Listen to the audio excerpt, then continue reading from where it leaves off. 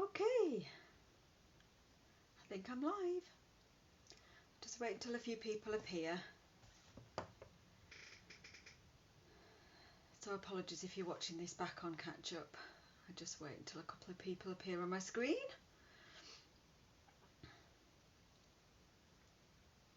It's always unnerving. These first few moments until people arrive. Oh, here we go. Hi Sylvia. I can see without my glasses on. Little icon up in the top of the screen. Oh, I can actually see comments. Yay! Hi Sylvia. Think I can actually see comments this week. That's amazing. Brilliant. Oh, I'm really happy if that's the case, because for weeks and weeks my comments disappeared and I couldn't respond to people. So I've got two or three Carols around, Sue's around, and Angie. Yes, I can see comments. Oh, I'm so excited. Oh, I'll have to keep my eye on the screen. That's brilliant. I'm glad Angie's watching, Sylvia's watching. Sue and Carol's icon I can see in the corner. Brenda, I think. So I've got a few people. I've got number 6 up here, and I've got little icons up there. So that's good. I'm going to crack on. Hi everyone. Thanks for joining me again. I hope you missed me last week. Did you miss me last week? I missed you guys, but it was nice to have a rest. I think I was just starting to get a little bit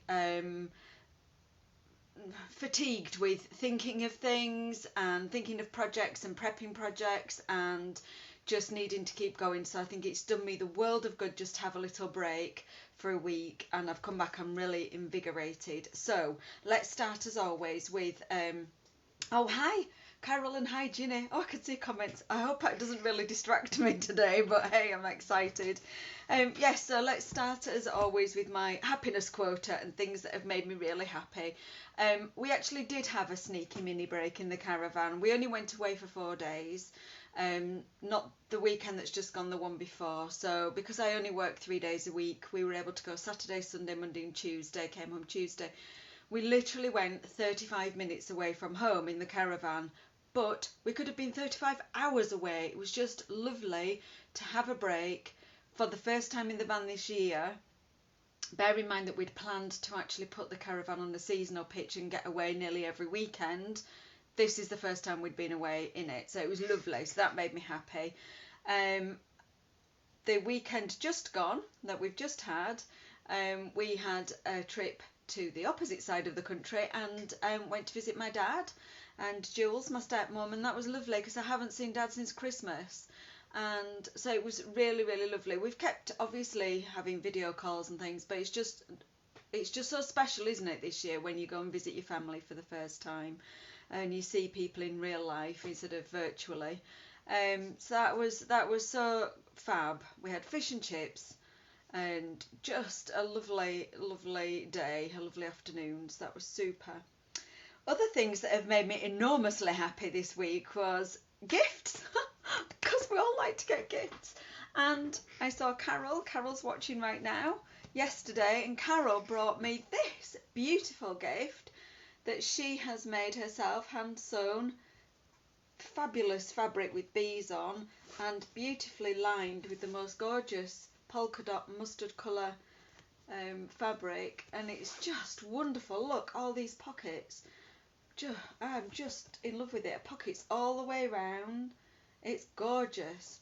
I can't stop looking at it, and I still can't decide what to use it for because I don't want to get it dirty, but I will be using it. And she made me a fabulous card, so I was really, really thrilled yesterday to receive those.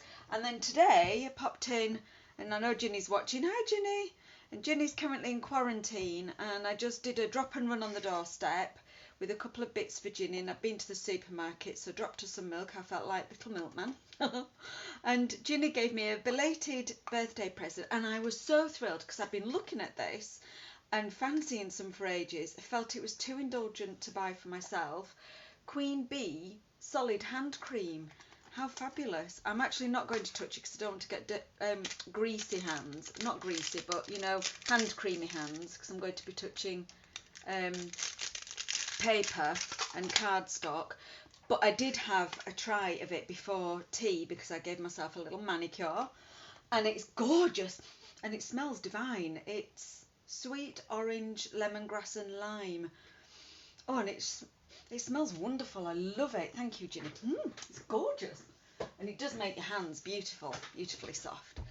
So, what's Sue saying to me? This is a good idea tonight. Had a rubbish day at work, so watching you but not having to do anything is just what I need. Oh, well, go and get yourself a glass of something. And Kath saying, hi Izzy, hope you are okay. Very well, thank you. So it's lovely to be able to see comments. I'm just hoping it doesn't distract me too much. Oh, and the other thing that made me fabulously happy is a new team member.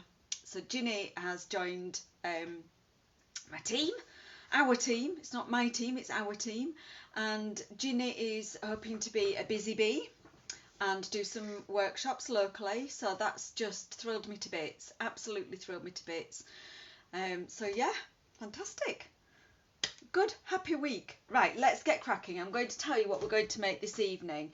So I thought we'd do something different, and a couple of projects that have been on my mind for a little while was to use some of the canvases that you can buy, and the one I'm going to do the monogram on is actually reasonably small. I'm not sure if that's going to be a 5 size, and then I'm going to do a slightly larger A4 size one.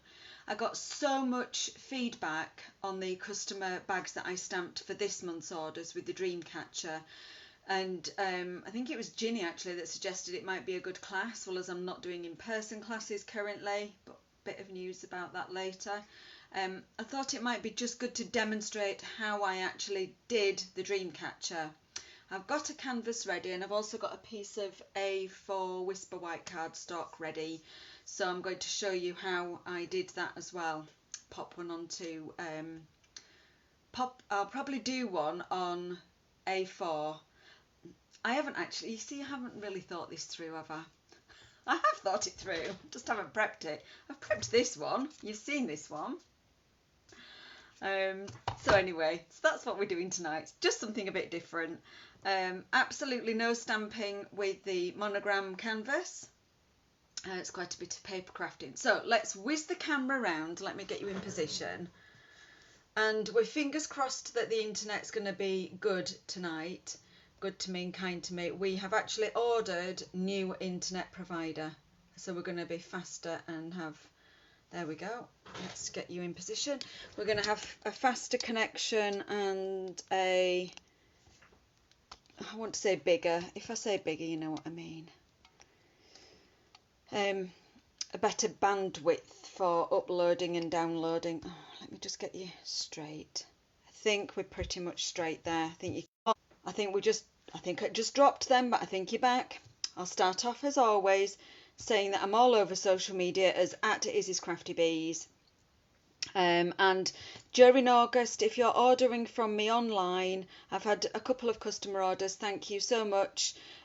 Use the host code unless your order goes above £150, and then please get the host credits or stamping rewards yourself. So this is just until the end of this week, and I'll come back, stick with me right to the end of this live, because I'm going to talk about my next order that's going in on Friday. So right, let's have a look. So the project that I've made yesterday is this one, and I want to talk to you about who inspired me to do this. A fabulous fabric artist called Rachel Tappin, who lives in Norfolk, and I've bought a piece from her, small piece. She does lots with wildlife, but she also does lots of fabric, applique, canvases. Really talented, absolutely beautiful work. Mine is inspired. It's nowhere near her quality, because hers is all fabric. I've used designer series paper, and I've done some faux stitching just with a marker. So I've popped some little marks just to replicate stitching on there, just as a bit of extra interest. And then I've made these paper flowers. I'm going to show you how to do the whole thing. Done some die cut accents and then pieced it all together. It is actually a really simple project to make. So my letter this evening, I have to confess that this is a piece of retired designer series paper. So I always think it's a bit naughty to use retired stuff, so apologies for that. But this was actually going to be my test piece, and I loved it so much that I decided to publish it and keep it. And the reason I've used an A rather than an I for me is that the initial I is just quite a boring initial. Oh, I love my name. Thank you, Mummy. I'm not complaining about my name. It's just quite a boring initial to decorate. So I decided to do an A for my lovely friend Alison. So this will be going to Alison hopefully sometime soon. And the initial I'm going to make this evening is H. It's a nice big letter that I can decorate really well. And this one will be going to my other friend Helen. And then all my other friends are going to be really jealous, so I guess I'm going to be busy. So the first thing I did was on my computer, I opened up Word, the word processor program. If you've got a Mac, I can't help you with whatever program you use on there, but I've got an ordinary PC. I opened up Word and I chose to turn my page orientation to landscape to start with.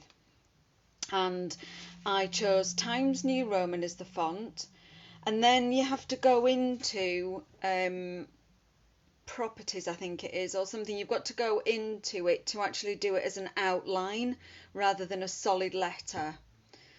And it just saves you on ink doing it that way. And I enlarged the font really big, and I just played around until I got one the right size, till I got a letter the right size, and just printed it off. So that's just one sheet of printer paper with a large H printed on it. And the first thing I'm going to do is cut out this H. So let's get rid of some of this. And I'll stand up for a little bit so I can just see a few of the comments, but then I will be sitting down and probably jumping up and down every so often just to read your comments. So I'm simply going to cut this at fussy cutting with my paper snips, which seem to be a bit tangled.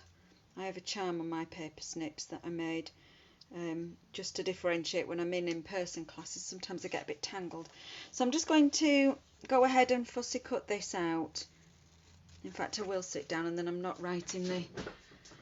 I can be down here and not up here. You know what I mean. So I thought I'd do the whole thing. I thought I won't do an easy wizzy let's get busy magic wand and do a here's one I prepared earlier. We'll just relax. We'll just do some crafting. And I actually like cutting out, so you can see the whole process. Because please believe me, this is not a difficult project to do.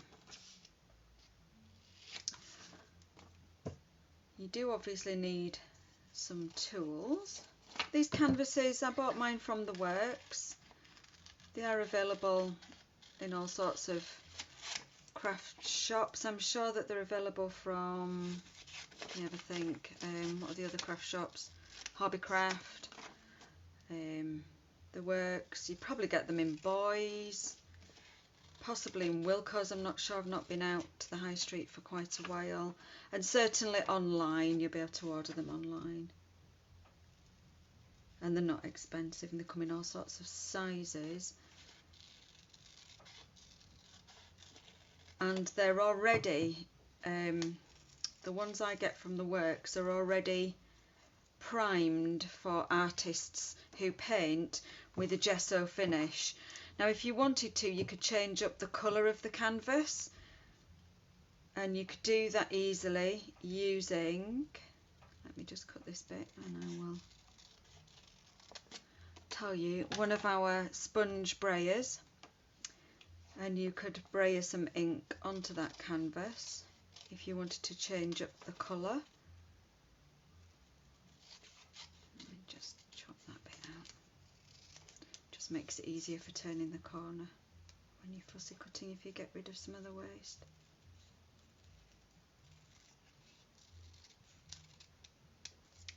I bet Helen's not watching this evening because I think she has her grandchildren staying with her.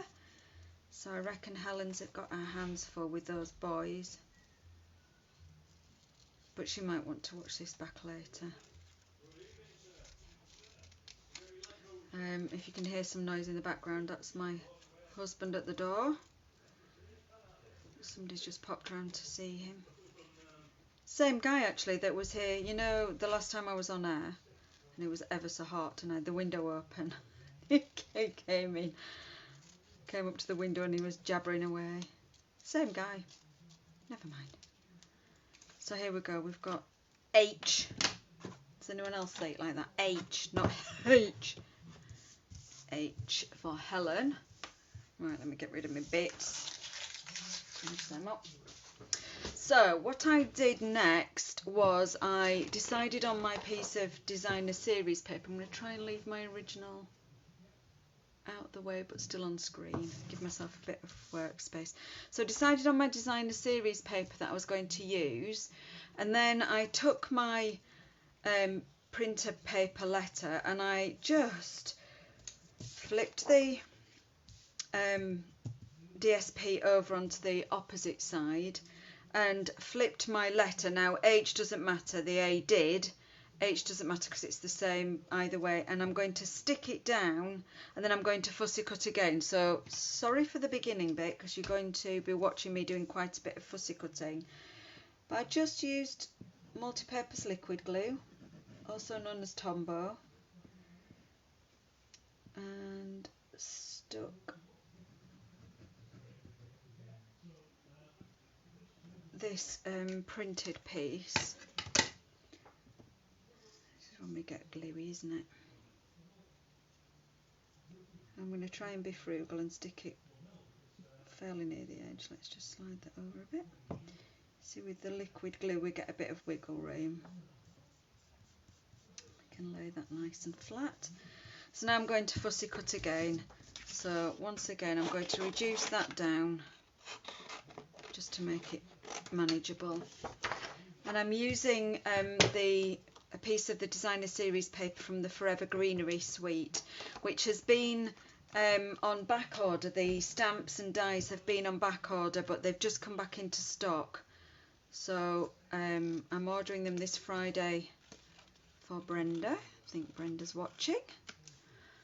And yeah, so happy that they're back in stock. They're ever so popular. And I'll be showing you the dies, reminding you of the dies shortly.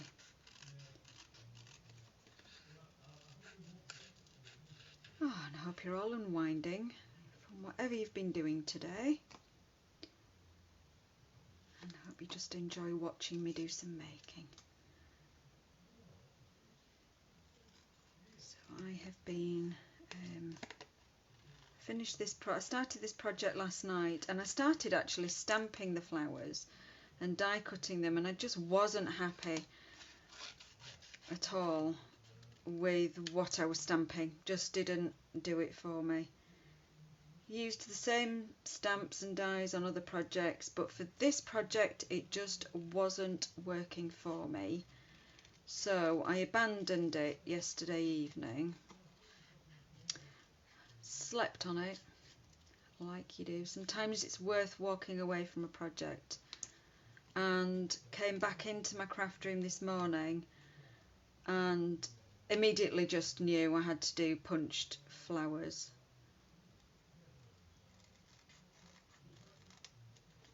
And I'm so glad I did, because they worked beautifully. They just were what I had in my head. Do you ever do that? Do you actually have projects in your head that you just need to finish? I'm just listening to husband and his friend saying, is Izzy out or is she working?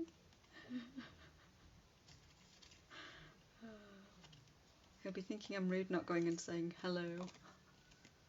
So have we got any more comments? The last comment I can see is from Kath saying beautiful. I'm not sure if anyone else has commented. I'm hoping that those comments are still working, because I got so excited to see something.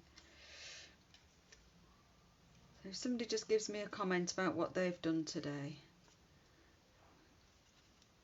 maybe I feel all left-handed there. Let me go around this way instead. Get rid of that bit in the middle.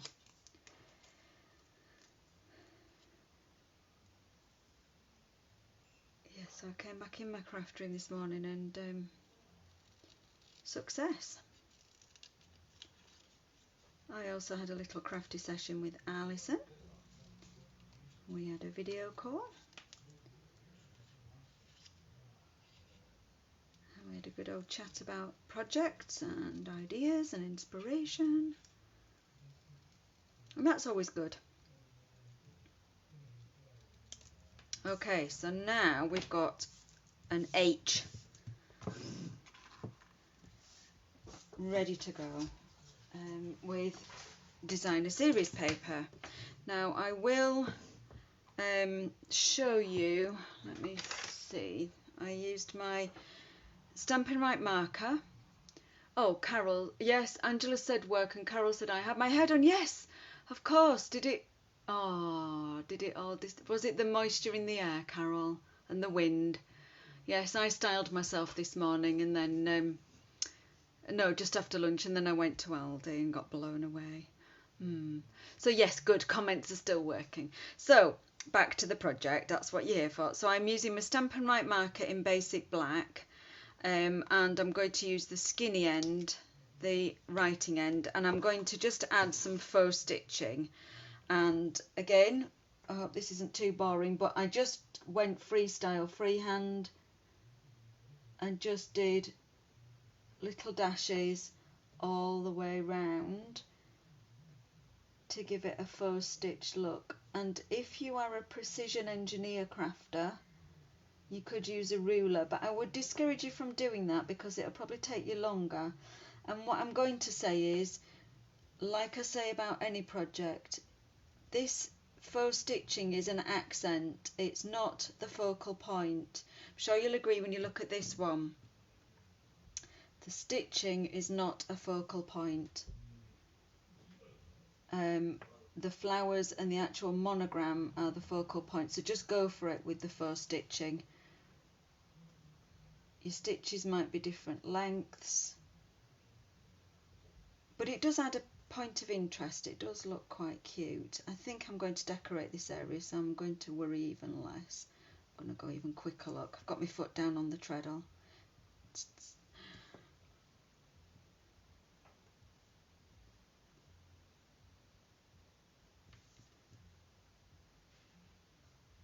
And you can see it's not taking me any length of time at all just to pop this little bit of an extra point of interest. Just turn that round.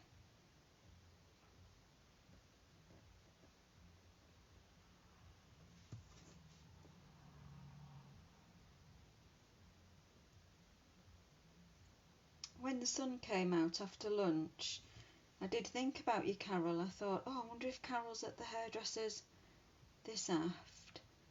Maybe she's got lucky because the rain had stopped.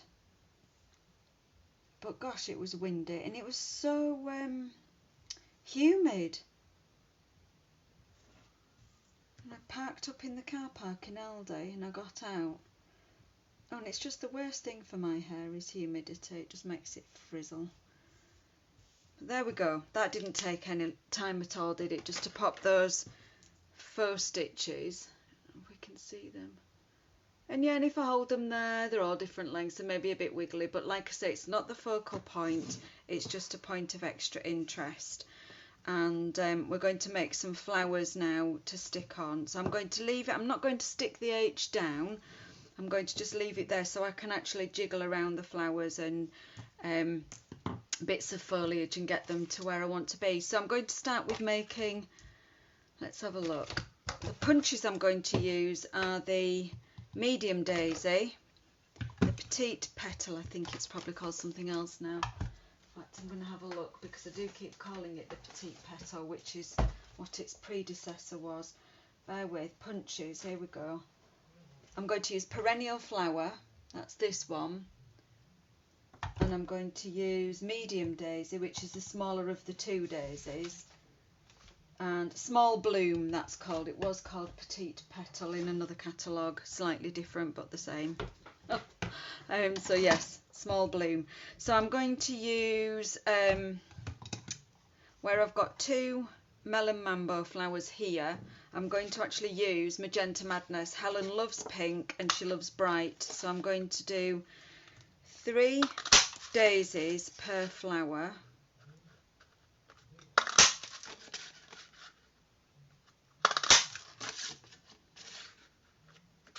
Let's just get them.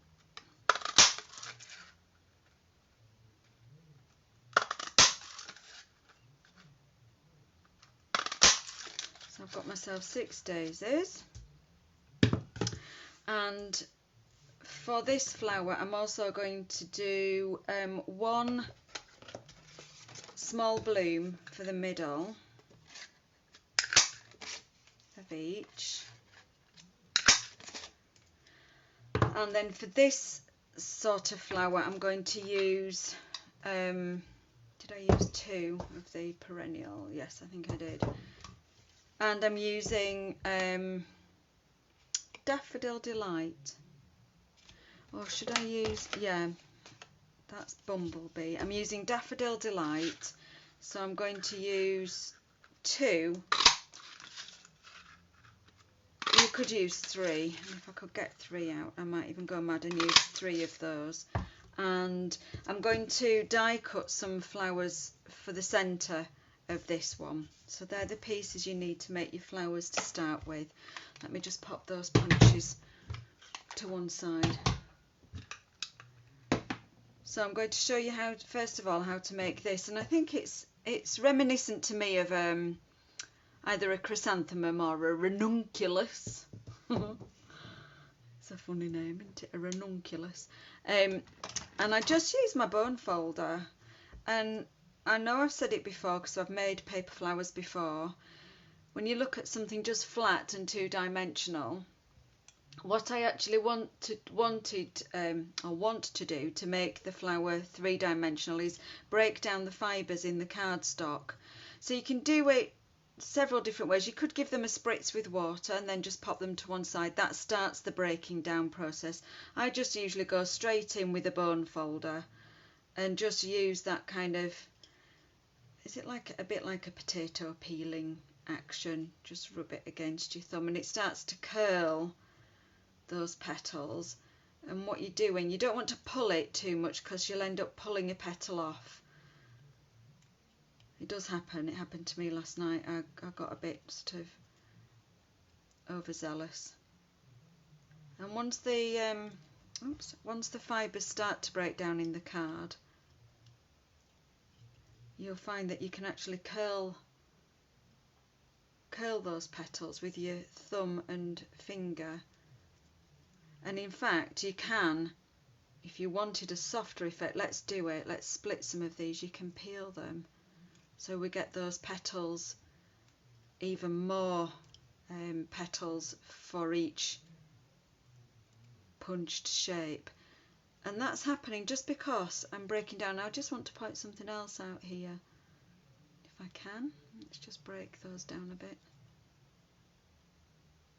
whilst I'm working. I want to point out the quality of Stampin' Up cardstock. Look, it's dyed all the way through the card.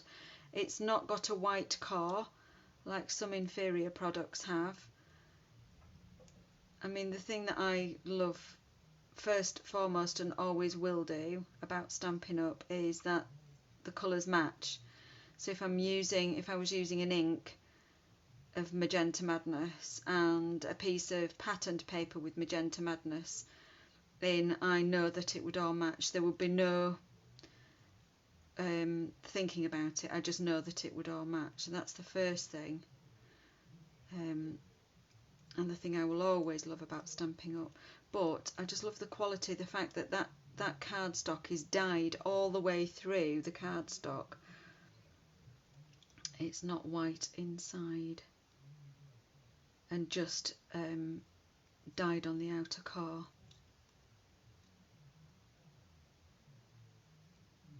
So how about if I just split down 2 of these. Now that one's just stopped splitting because I haven't softened it enough, so I went back in and just softened it a bit more, and that split all the way down. So how about if I just split 2 of these, 1 per flower, and I go ahead and curl all the rest, and that'll make sure we have sufficient time to finish both projects and not lose you to falling asleep on the sofa. What are you loving, Carol? Loving the sparkly nails. Oh, are you loving my sparkly nails? That's kind of like a pearl blue with a sparkle over the top, a glittery, clear glittery over the top. And my nails have been growing like mad. I've actually had to trim them. And I don't know whether it's the vitamins I'm taking or the fact that it's summer and I've been outdoors quite a bit, but my nails have been growing like mad. And I love to paint my nails. I do love to be able to paint my nails if they're long enough or neat enough and not broken. Yeah, so I thought, well, I'll just have a quick manicure seeing as I've got, but I think I've smudged this one because I can't sit still. I've always got to do something. I used to have a friend who could paint a nail, sit up in bed at night. I read a book in bed. No rude comments, thank you. But my friend used to sit up in bed, paint her nails, and then put her hands like that on the top of the duvet and go to sleep, and she'd wake up in the morning not stuck to the duvet and her nails would not be smudged. And I just could never get over how she could do that.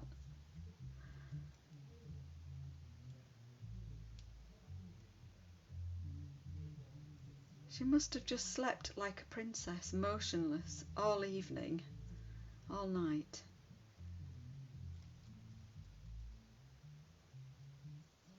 Oh, I had a thrashing night last night in bed. I just couldn't get my pillow right. I kept waking up and thumping it and turning it over and bashing it. Ugh, hate that.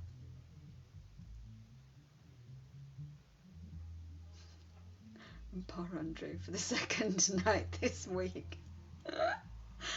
I've got into bed. Now he hits the pillow and goes to sleep. I have to read. And I hope I'm not giving away too many bedroom secrets here. I have to read to get off to sleep. He hits the pillow and he's snoring. For the second night in as many days, I've been reading and I've heard mosquito. And I've gone, no, mosquito, and leapt out of bed. Oh, I was asleep then. Poor Andrew. Oh, he did swear at me last night. I'm sorry, but I've had a mosquito bite on my back and he's been so sore. I said, I'm not getting another one. Oh, how I laughed. Oh, how he swore. Oh dear. Right, so this one I'm going to just curl. I'm going to use one of these split ones per flower, which just gives me an extra layer of petals. I just need to... If you don't curl the petals properly, you end up with creased petals, you know, like folded, and that just doesn't look pretty. It's worth taking your time. I'll try and get through them reasonably quickly. Let's do it like that.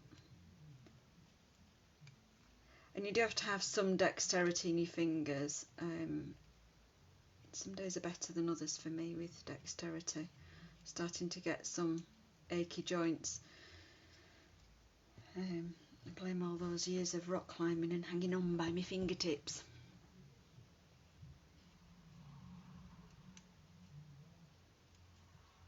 And that's the supplement I've just started to take. I've started to take a chondroitin and glucosamine supplement for my joints. Andrew's been taking it because he suffers with bad knees and he's feeling like a new man. Make him get down on his knees in front of me now because it doesn't hurt.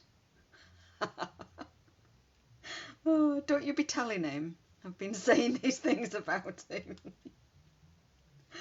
Oh dear. Anyway, back to the paper crafting. So now I've got 2 curled and 1 curled and split daisy for each, to make each flower. I'm going to have a look at making the centres. So I'm going to bring in one of my favourite crafting tools, and that's my whiteboard rubber, the one that has a solid base and is magnetic and has this nice foam, dense foam, spongy top. Really useful for making flowers with. And the first thing I'm going to do, in terms of again breaking down some of the fibres in this cardstock, is I'm going to look for in my tool station over here, I'm going to look for my ball-ended embossing tool, that's the word I'm looking for, and I'm just going to give each one a prod and a poke and a sort of like a wiggle in the middle. So you can poke it first and then you go round and round, and I'm breaking down the fibres in the middle of each of these flowers, and then I'm going to make each petal into stamens, and I'm going to snip quite finely each individual petal. Do stick with me, it really doesn't take that long. I think we all watch too many of those little video clips on Pinterest and YouTube that have been super speeded up. So this is I'm taking the slow approach video. And if you get sick of listening to me, you can always just mute me and watch instead. I won't be offended.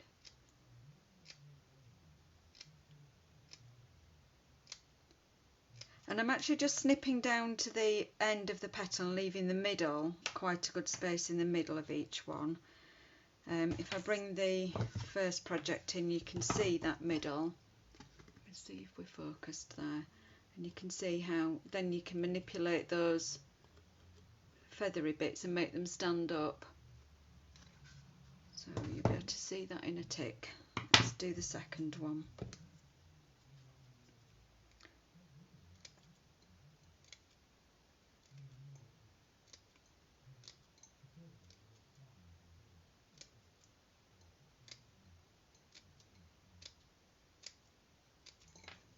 Jingling, sorry.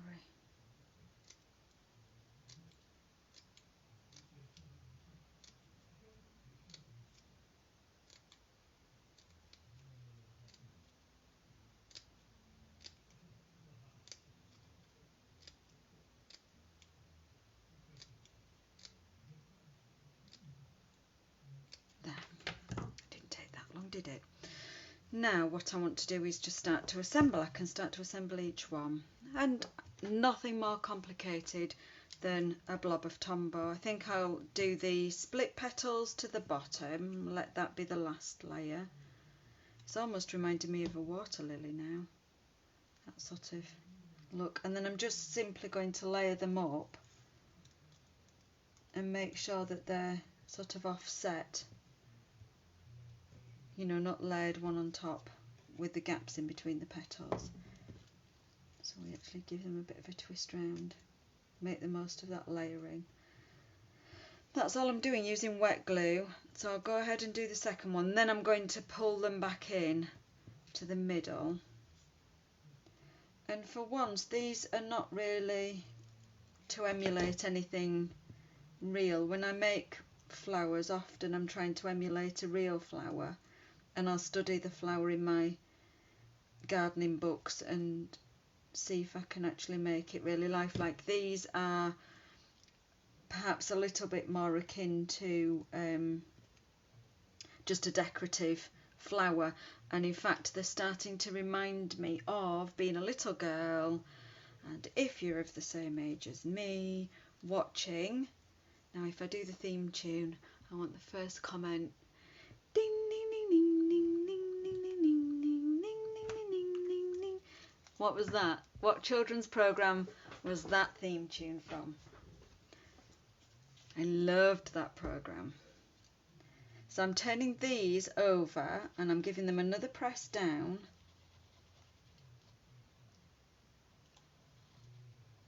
And I'm going to go for a mini dimensional in the middle. Has anyone guessed yet? Nobody's said anything.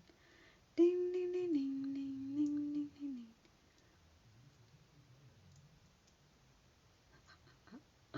And then as I turn it over, I'm going to pull these petals back up. So I've got kind of like a cushiony bit in the middle. And stick that right in the middle. Just give it a bit of a press down, but not in the middle, but sort of a press down. And then I can lift up. I hope that's coming over on camera. I'm lifting up. It was Magic Roundabout Sue! Yay! So these flowers are reminding me of Magic Roundabout now. I'm quite happy about that. Bit of make-believe. So I'm just going to move my hands out of the way. So I've pulled those frilly bits up, and now I'm going to curl over those petals a bit more, just to make the flower a bit tighter, a bit sort of more ranunculus. Oh, I've got ranunculitis. There you go. And we'll just drop that on there for the moment. So we'll do the same with the middle of this bit, turn it over, use my ball, and I'm going to pop another mini dimensional in the middle to help with that cushioning.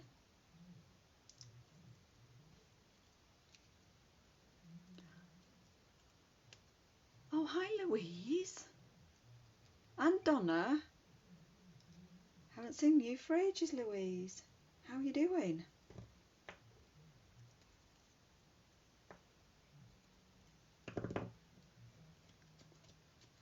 And Donna Thompson, I think your ears might have been burning earlier because when I called round to be the milk lady for Ginny, we said, oh, it won't be long before we see Donna.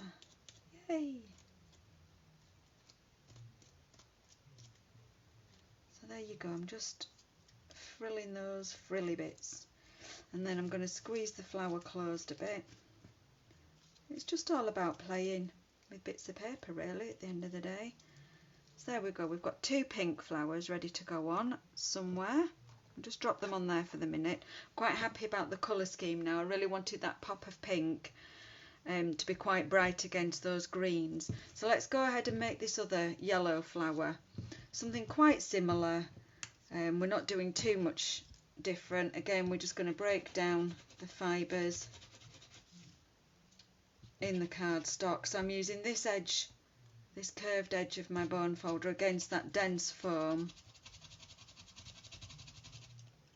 And you can see already it starts the petals curling up.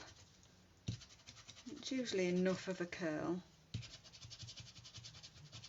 Oh, I know what I wanted to try. I wondered if this foam was any good. This was a bit of packaging that came, and I thought I might try that. It's not quite as dense a foam as this, but it's working. So you can look for things that you get. I just don't like it as much as my whiteboard rubber. So you can look around for things, you know, bits of foam packaging.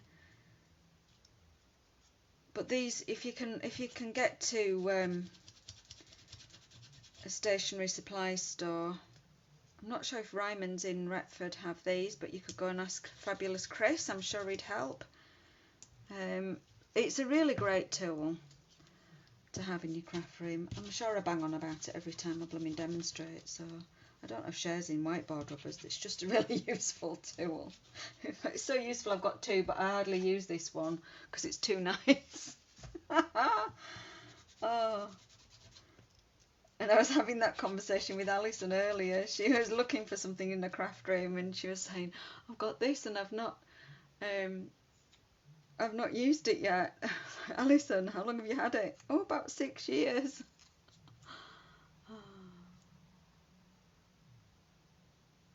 Oh no, I think Donna was saying something about potential lockdown. Don't even say it. No, don't say it. Oh. Hang on. Got some yesterday from where? Oh, the source that must not be named, so you can do your wreaths. Carol, yes, so Carol's bought some of these from the source that cannot be named, aka that begins with an A, because I will not shop there, but you know where it is. Okay, so I'm going to glue these together, and we're going to go with 3 this time. So this is exactly how the perennial flower punch is meant to be used. It's got those 3 petals, so it's meant to be a layered up flower, and we're going to go with 3. So I'm going to curl this one even more. Let's pop another blob of glue in there. And when I'd glued these together earlier, I knew that it needed something in the middle.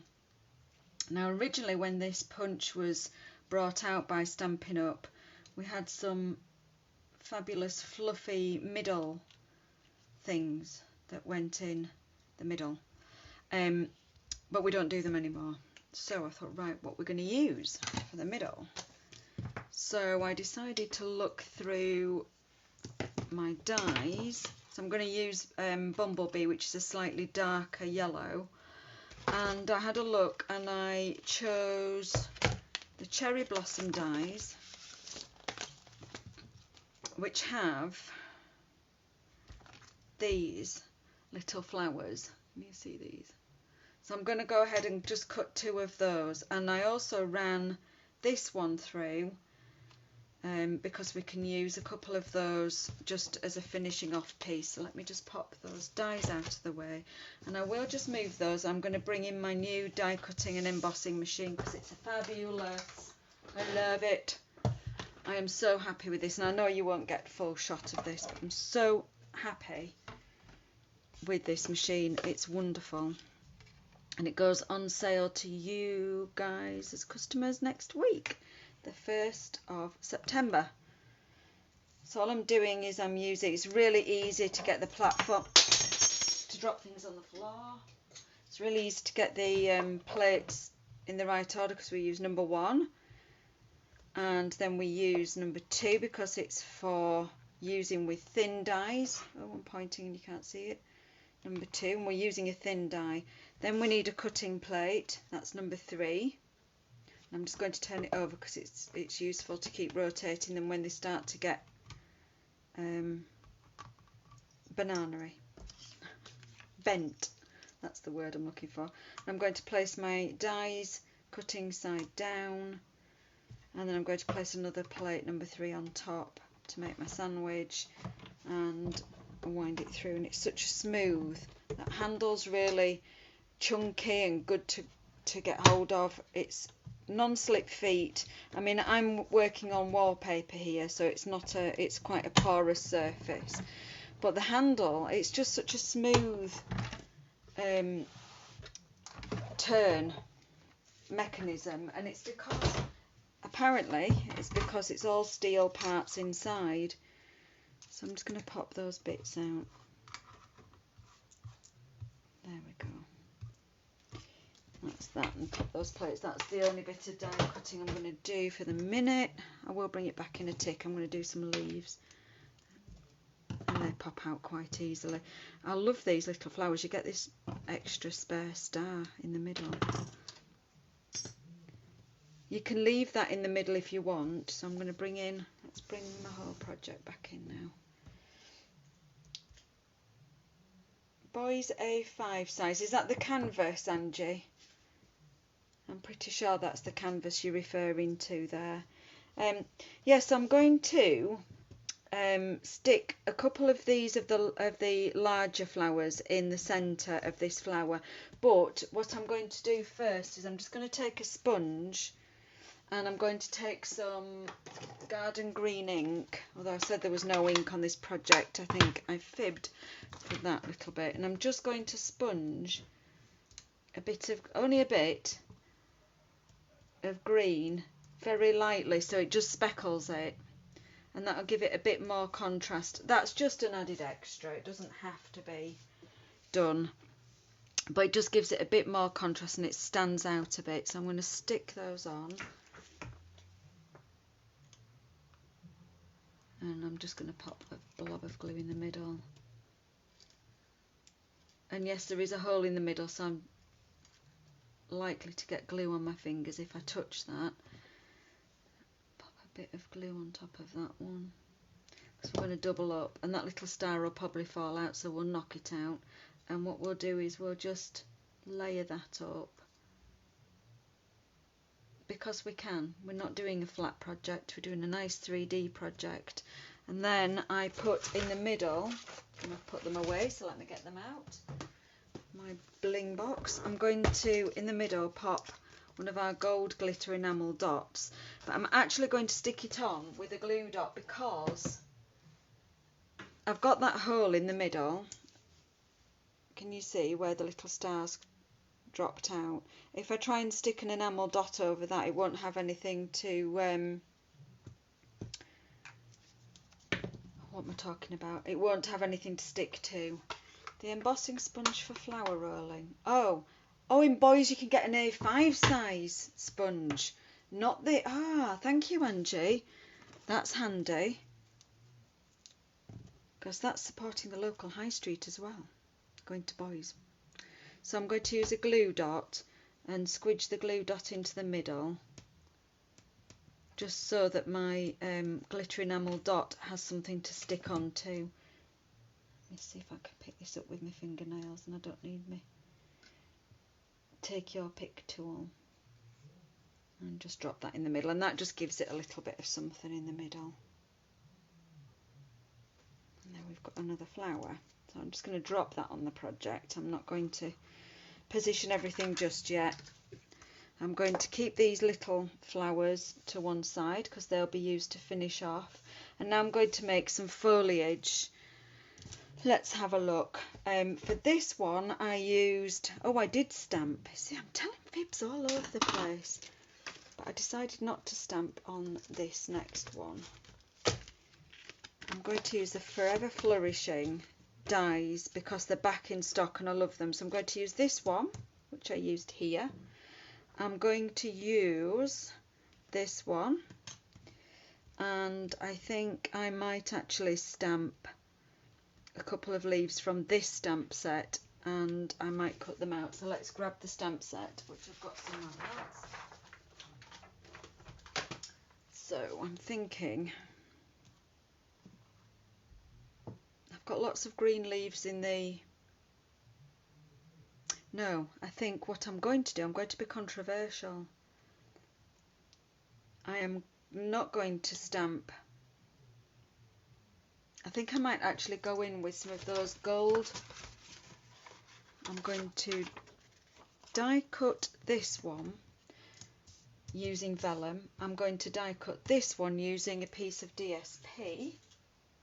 I'll pop that stamp set down because I'm clutching onto it, and that's just foolish. I'm going to pop those dies away. I'm going to grab a piece of DSP. This project I used a piece of DSP because I like the texture, so I'm going to grab that pack of DSP and have a look. So it's just down here next to me, and it's this one. It's the I always forget the name of this, In Good Taste designer series paper, and the one I used was the one with the pink. See if I've got a bit spare. I'm having a rummage live on air. You don't mind, do you? You'll forgive me. See if I've got a bit of that pink. I bet I haven't. I've got a tiny piece because I used quite a lot of it on another project. I bet I can just get, oh, look at that. I can just get that out of there, so that's great. I'm going to go ahead and die cut this piece. I'm going to die cut a piece of vellum, or a couple of pieces of vellum in this shape. So let's grab my cutting and embossing machine again. Did I show you this? It's fabulous. Oh, did I tell you how fabulous it was? I might just tell you again. It's marvellous. I'm going to flip that over. I am loving it. I'm just going to chuck that one on. I'm going to chuck this one on. I might just snip a bit of that off and get my big scissors. Don't need that big piece. and pop that one on next to it. You see what I'm doing? Just hold the handle on top. There we go.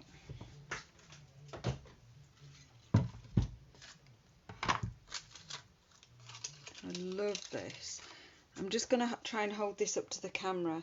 These dies have these, they're not the holes that you use to press and release, the release holes. They're actually like an embossing hole. I'm not sure if that, can you see that it embosses like a vein in the leaf? I just think that's a really nice feature. So it's small, but it's a nice feature. And then this one, this piece here. So we'll use those two bits. Get rid of those bits of scrap. Now, that's the other thing I like about these whiteboard rubbers,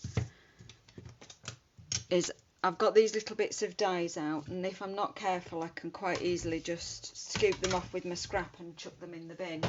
So rather than putting them away, I've just put them on the magnetic bit and just pop them to one side, and when I'm tidying up I know that they're safe.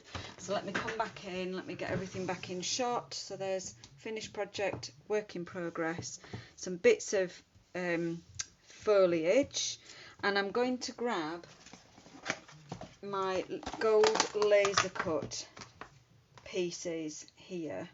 Let's have a look what we've got. I've got some of them already punched out of the paper and stored in a little box. That's quite a nice piece. I might go with that. I might be able to use that piece. So I've been snipping these away and using them and then popping bits back in the box, and there's a bit of that fern, so we'll just have a look at those bits and see, and this might give this monogram a bit of added glamour. Let's just pop those back in the box, stick them to one side. So now this is when I start. Ginny's saying she loves vellum. Absolutely. Oh, someone said I need to demonstrate the folding action. I will demonstrate the folding action. I will. I'm going to just do some final assembly of this, and then I will show you the new die cutting and embossing machine in a bit more detail. So all I'm going to do to start with is just lay out the bits. I think this big yellow flower needs to be a bit smaller, so I'm going to just fold it up a bit more, curl it up a bit more, and it will become a bit smaller.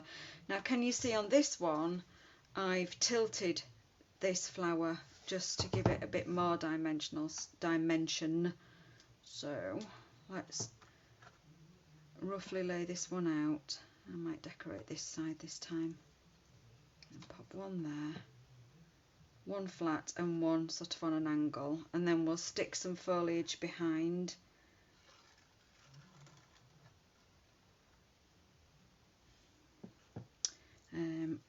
This one I'm just going to take into two pieces. Let's have a look. I might just reduce this one down as well. This is the great thing about die cut pieces, you can just faff. I think that needs to be a bigger piece up there and a smaller piece down here. And you just mess until you're happy with what you've got. A little bit of vellum up there and a little bit of vellum down here, and I think we could pretty much call that done. We'll chuck a couple of these spare yellow ones into the mix somewhere, and we could pretty much call that the layout. So I'm happy with that. I'm going to go ahead and stick it all together, see how easy it is, and it all comes together. I just have to remember what it looks like, because I'm now going to deconstruct it. So I'm just trying to remember roughly. My flowers are over this side, that's behind there, that's behind there. So just deconstruct, take the bits away, sort of kind of almost lay them out on my desktop how they were. Now the thing you have to remember is this one went behind. So I think what I'm going to do is I'm going to get my glue on the back, and all I used again was Tombow, didn't use anything fancier, just used good old wet glue. And as long as you go sort of up to the corners,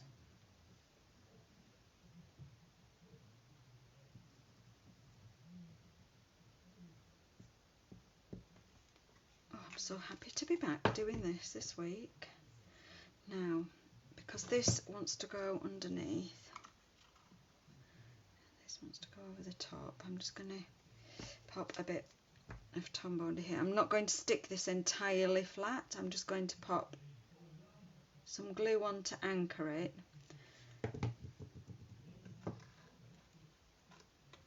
That will anchor it, and if I want to stick any more of these down, I can do once I've got my H in place. Let's get H stuck down.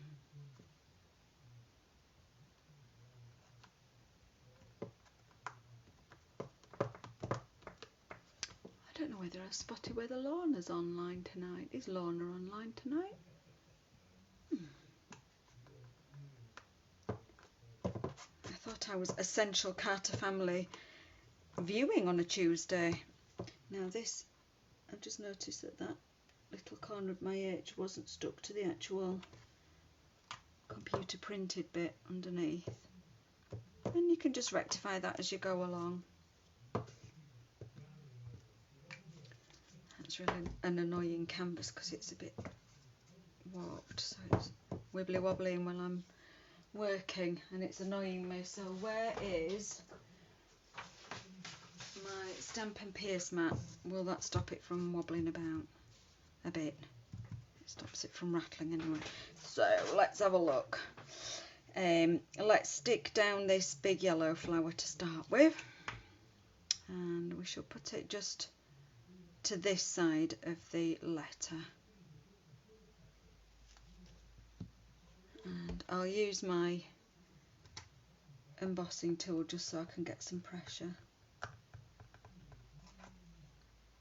And Tombow really does stick well. You know, if you were hanging this canvas, which I hope you would be doing, it does stick well. It's not going to fall to pieces and drop on the floor. I'm going to pop this gold piece and poke it underneath. And yeah. So again, I only want a little blob of glue on a couple of the areas that are going to touch. Don't need too much.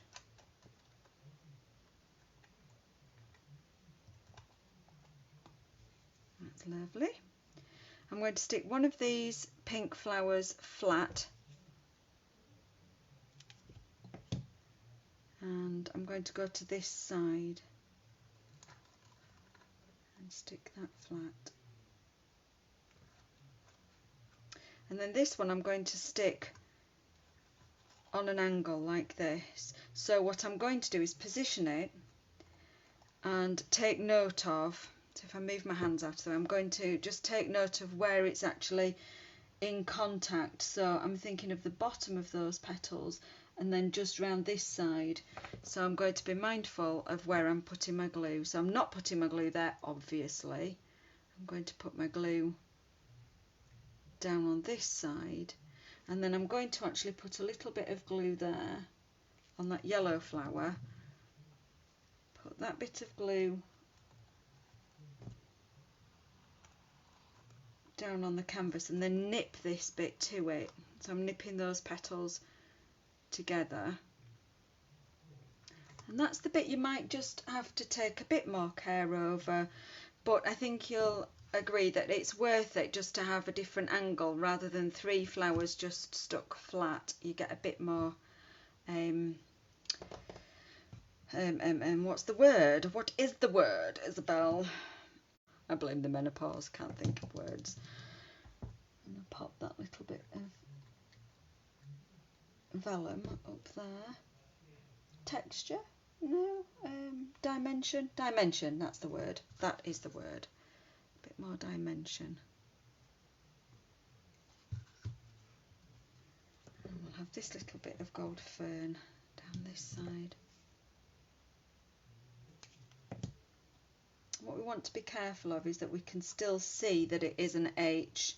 We're not entirely covering it. So rather than laying that fern across there, I'm sort of just trying to take it off to one side a bit. That's why I think it's nice if your foliage is quite light, it's not too dense. I wasn't sure about these leaves, whether they were going to be too dense, so I actually poked this one behind the A, so it wasn't obscuring the letter too much. And then I think these little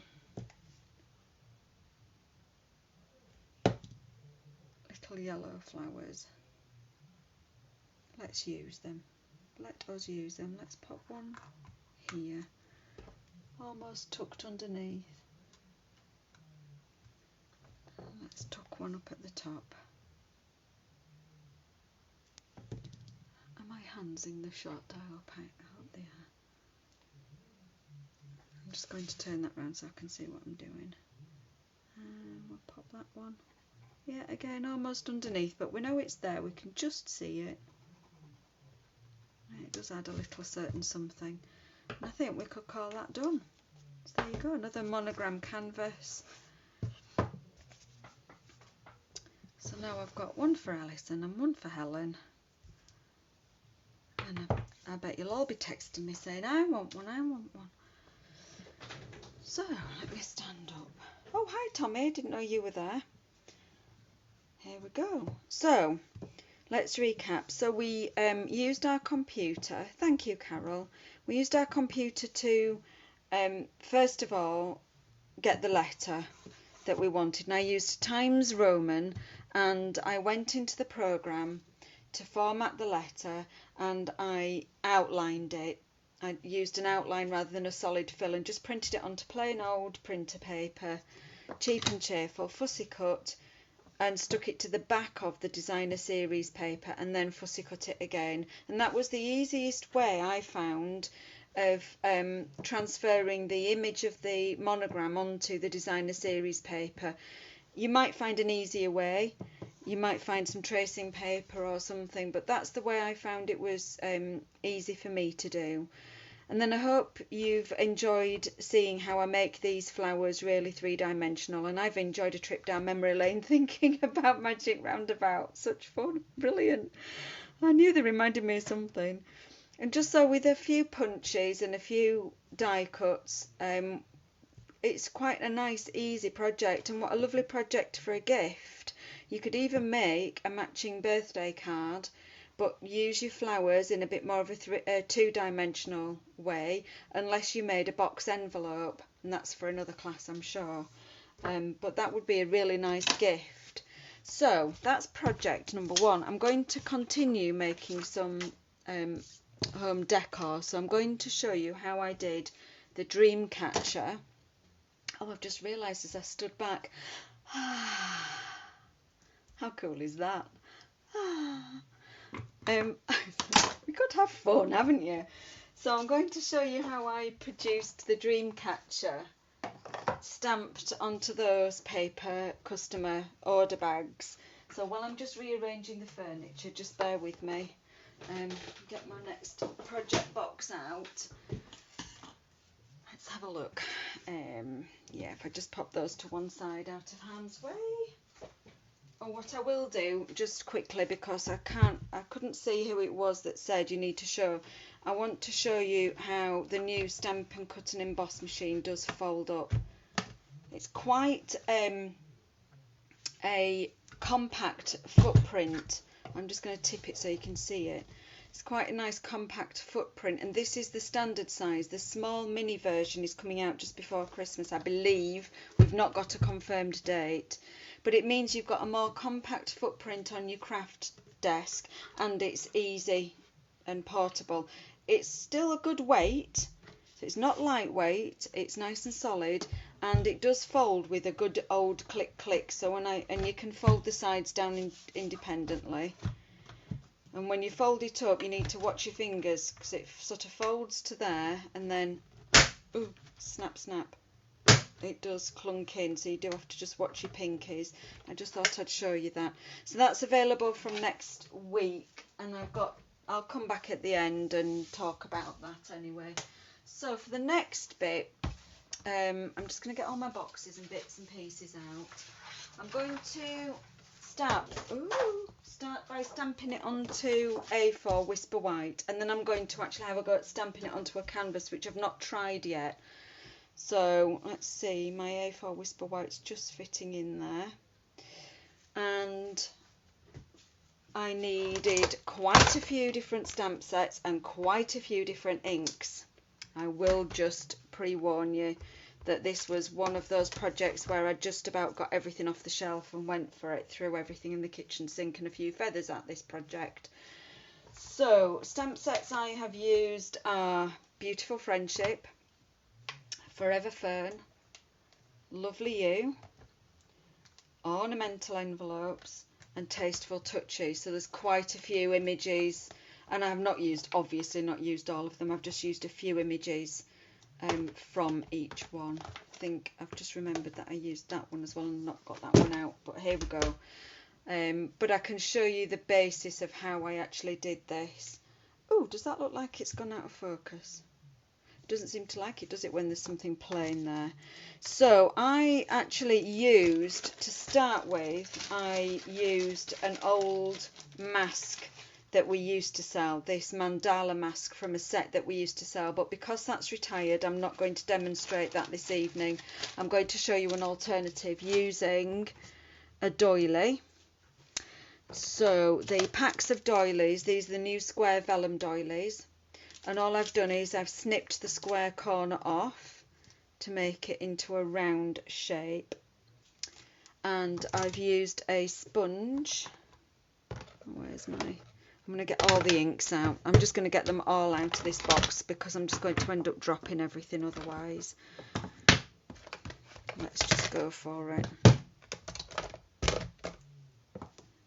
And it's probably going to be one of those things that, because I did these a couple of weeks ago, I may have forgotten what I actually did in the exact order, but I'm going to show you a few bits and pieces.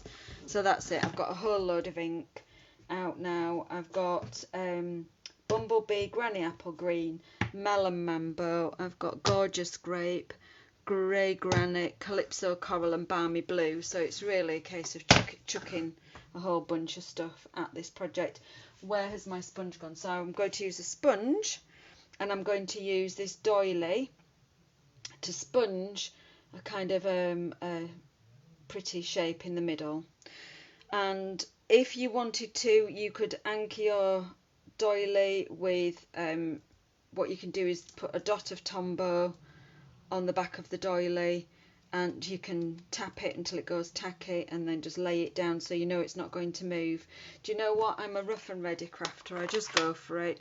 So I'm not going to do that. I'm going to use my fingers. I'll probably get inky, so I'll get my sponge out and wipe my fingers if I do. So I'm going to just ink up my sponge. I'm going to hold my doily in place. I'm going to start in the middle and just use a circular squeaky motion. I'm going to adjust my fingers so I can come down this side. I'm taking care not to go off the edges. I'm going to work my way out to the edges, just using the doily as a mask. You could use a dauber if you wanted to be a bit more precise. I'm just going to try and take care not to go... I've gone off the edge a bit, but not to go massively off the edge. I'm going to be stamping stuff all around anyway. And then when you lift your doily off, you've got a pretty pattern in the middle. So that's step one. So we've got something to be working on. And then I started, let me just get my inky finger sponge and just wipe my fingers. A piece of kitchen towel just to dry my fingers. I don't want to put fingerprints everywhere. So then I started thinking about my dream catcher and what was going to come down from the dream catcher, so I wanted to stamp my feathers in next. So I'm going to use this feather image from, let me remind you as I go along, Tasteful Touches. I'm using the feather image, and I'm going to use Balmy Blue. And these were just the colours from memory. I couldn't remember because I've given the bags away. I have got a photo somewhere, and I'm going to aim for 3 danglies off my dream catcher, and I'm going to go for 1 in the middle. So we'll have a blue feather there, and then I'm going to go for 1 a bit higher up, and then the other one at this side a bit lower down. And if you really like to be equal, you could put another one there, and you could go for 4 or 5, but I'm happy with 3 for the start. And you'll see how it builds up. So I'll just close that ink pad and pop the feather to one side.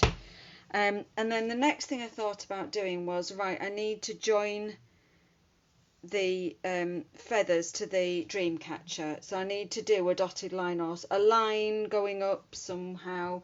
So I took this image from the ornamental envelopes. This is a dotted line image that is meant to stamp on the front of your envelope for writing your name and address on, and it looks like this. It's a photopolymer. So what I decided to do was to use a marker pen, and I used crushed curry, I think. And initially the first thing I did was I thought, oh, that one's a short one, so if I lay it this way I can see where the feather ends, and I just ink that bit up, and then I can just stamp that bit there. So I'll go with the shortest. The next one, if I use the same line of dots, I've already got ink on that line, so we'll just ink that line there. This is a bit harder standing than it is sitting, so we'll just ink that line of dots there. And then this one's a bit longer, so we know we can ink the whole lot, and we'll do a couple of lines of dots. I have to really go for it here. There we go. I'll do another line. And we'll just ink that up to there. And don't worry about that join, because we're going to decorate it. We're going to do even more. So that's that for the dots for the minute. I might come back to those dots in a minute. So now I'm thinking, right, we've got the basis of a bit of a dream catcher going on. Let's put some flowers around this side. So I started with this rose that doesn't want to stick on. So let me just clean the back of that with a bit of a sponge. Got a damp sponge here. I'm not using my chamois, because my chamois is really inky. This rose has got some glitter on the back, so it's just decided it doesn't want to stick to my block. That's what happens when you're a messy crafter. And I'm going to use Calypso Coral.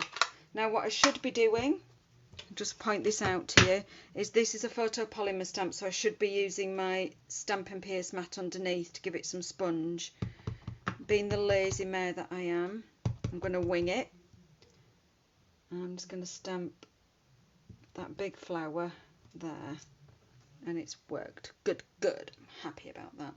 And I'm going to take, let's tell you, that was from Beautiful Friendship, and it was this rose here. I'm going to take this double flower head now, and I'm going to stamp Calypso Coral again, a couple there. I might stamp a couple there. Can't remember. I honestly can't remember what I stamped where, but we'll just make this up as we go along. This is roughly how I did it. I'll stamp a flower over that side. So I'm starting to build up some flowers now. That was Calypso Coral. Then I filled in a little bit with leaves. So again, in Beautiful Friendship, we've got this 3-leaf and 2-leaf image. So I've just popped those on a couple of blocks. And we're going to use some Granny Apple Green, and we're just going to fill in a bit. Let's do that, and just pop a few leaves here and there, and then we're going to start to make a bit of sense. see what I mean in a tick. Let's put 3 leaves round.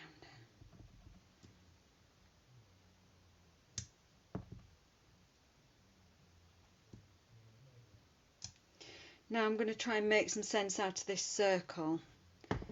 And I'm just going to close my green. And I'm going to use this image, which is this one from the ornamental envelopes. And I'm going to use, where are you hiding? Under there, a neutral. Oh, I've forgotten to look at comments. Brenda's loving it. I'm hoping that you're loving it. I don't know what you're loving. And Ginny loves the doilies. Those doilies. Ginny, you said you like vellum. How have you not got a pack of these vellum doilies? I mean, there's 24 in a pack. And they're square. Let me get one out and show you. Look at them. And they're really smooth on one side. I've got a bit of... It really feels smooth on one side and a bit rougher on the other. But of course you can cut them down to a circle. You can cut them down to an even smaller circle. You can snip these bits of squares out. You can use them all sorts of ways. They're fab. I don't know why I've not used them. You know you must be sleeping. Shush. You're in quarantine. You've got another week to study the catalogue. Anyway, back to the project. So I'm now going to stamp this curved image. And I'm just going to try and make a bit of a outline. Let's bring it out a bit. Let's go for it. It's not a perfect circle, so we have to kind of join it a bit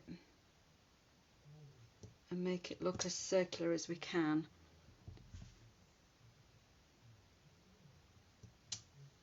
So it's got a bit more definition now. We've started to give the circle a bit more definition, and we're going to keep stamping and adding. So now I want to add probably a few more green leaves, I think. We certainly want to add some accents. Let's go for Gorgeous Grape.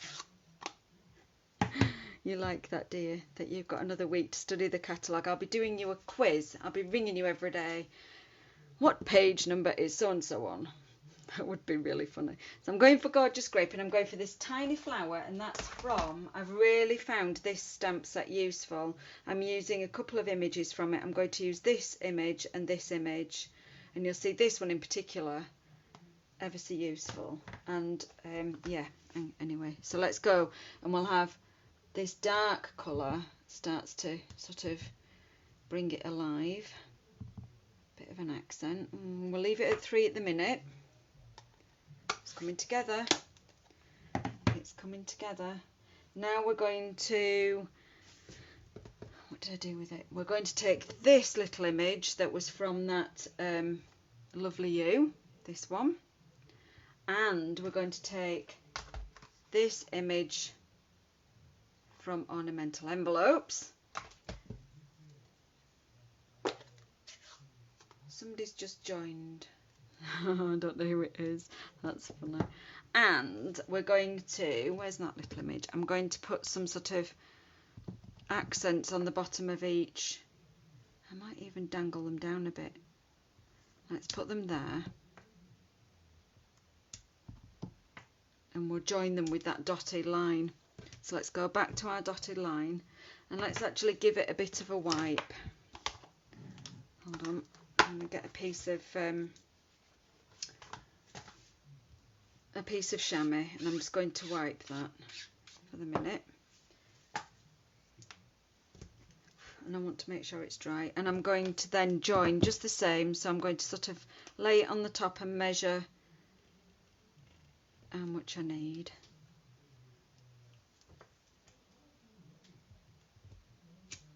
There you go. Same again.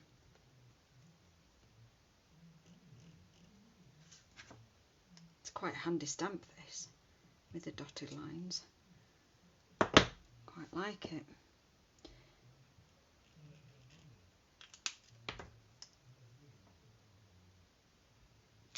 There, that just joins those together. Now we can use this little image, and we might put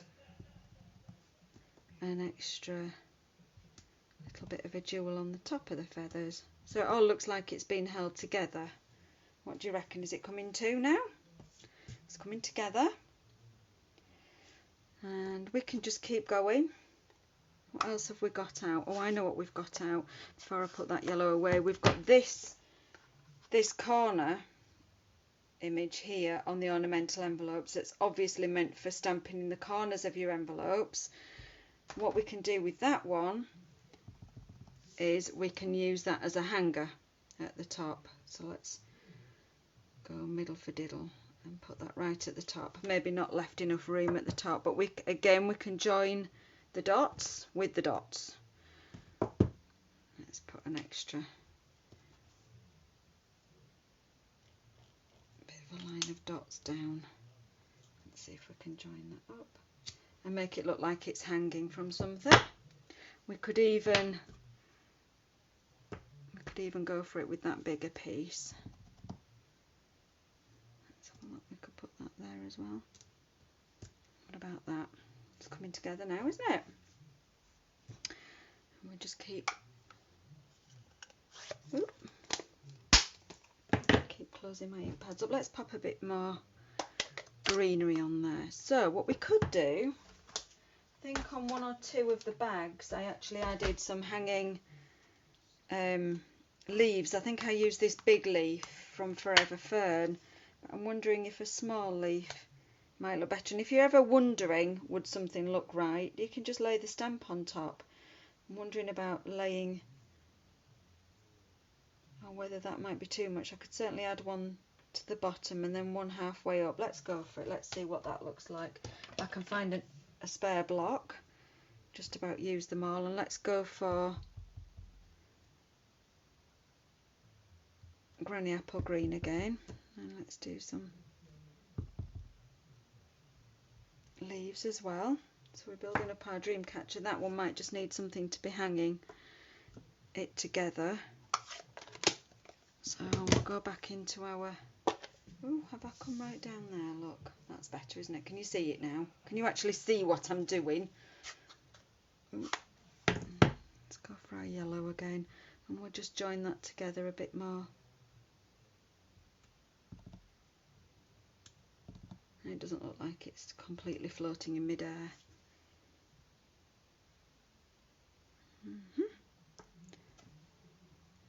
So that's how I did the bags. That's how I had fun with the bags. Now I'm thinking, shall I have fun with this same design on a canvas? Who's going to give me a thumbs up? What time is it? Look, it's only 8:30. I'm sure I could do a canvas in the half an hour. Definitely. Let's go for it. Right, I'm going to leave all of my stamps out, and I'm going to grab a canvas pretty much the same size as an A4. I'm just wondering whether I can scoot my camera up a little bit, pan up a bit, and see if I can stop that from slipping down. I'm just adjusting my very technical tie wrap that's round the please bear with me. My camera stand is made from plumbing pipe. Ooh. And the adjuster, look, oh, am I on fire tonight, Carol? Bless you. Oh, I hope I didn't give you a headache or seasickness jiggling you about. But yeah, my camera stand's made from plastic plumbing pipe. Thank you, Andrew, you're a genius. And the adjuster for height is a tie wrap. So I just had to jiggle my tie wrap like you do. Okay, so I could just about fit that on there. I'm going to use that one there, pop that one up there. Now, what I need to tell you about if you're stamping on a canvas is that canvases are hollow. So you need to be able to press down to be able to stamp. So what I'm going to do is I'm going to bring in my old Big Shot platform, just so I've got something solid underneath. Now I need to bear in mind that that has an edge. I think we've done this in a class for those of you who came to the Eiffel Tower canvas class in spring.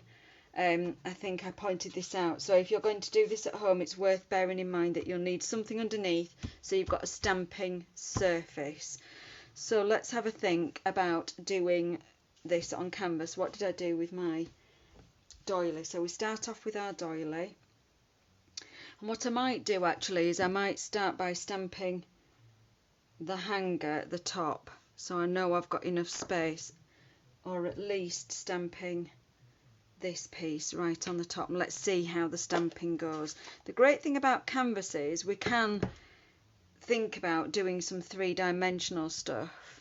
On the bags, obviously it needed to be stamped flat, and I'm going to have to lean right in.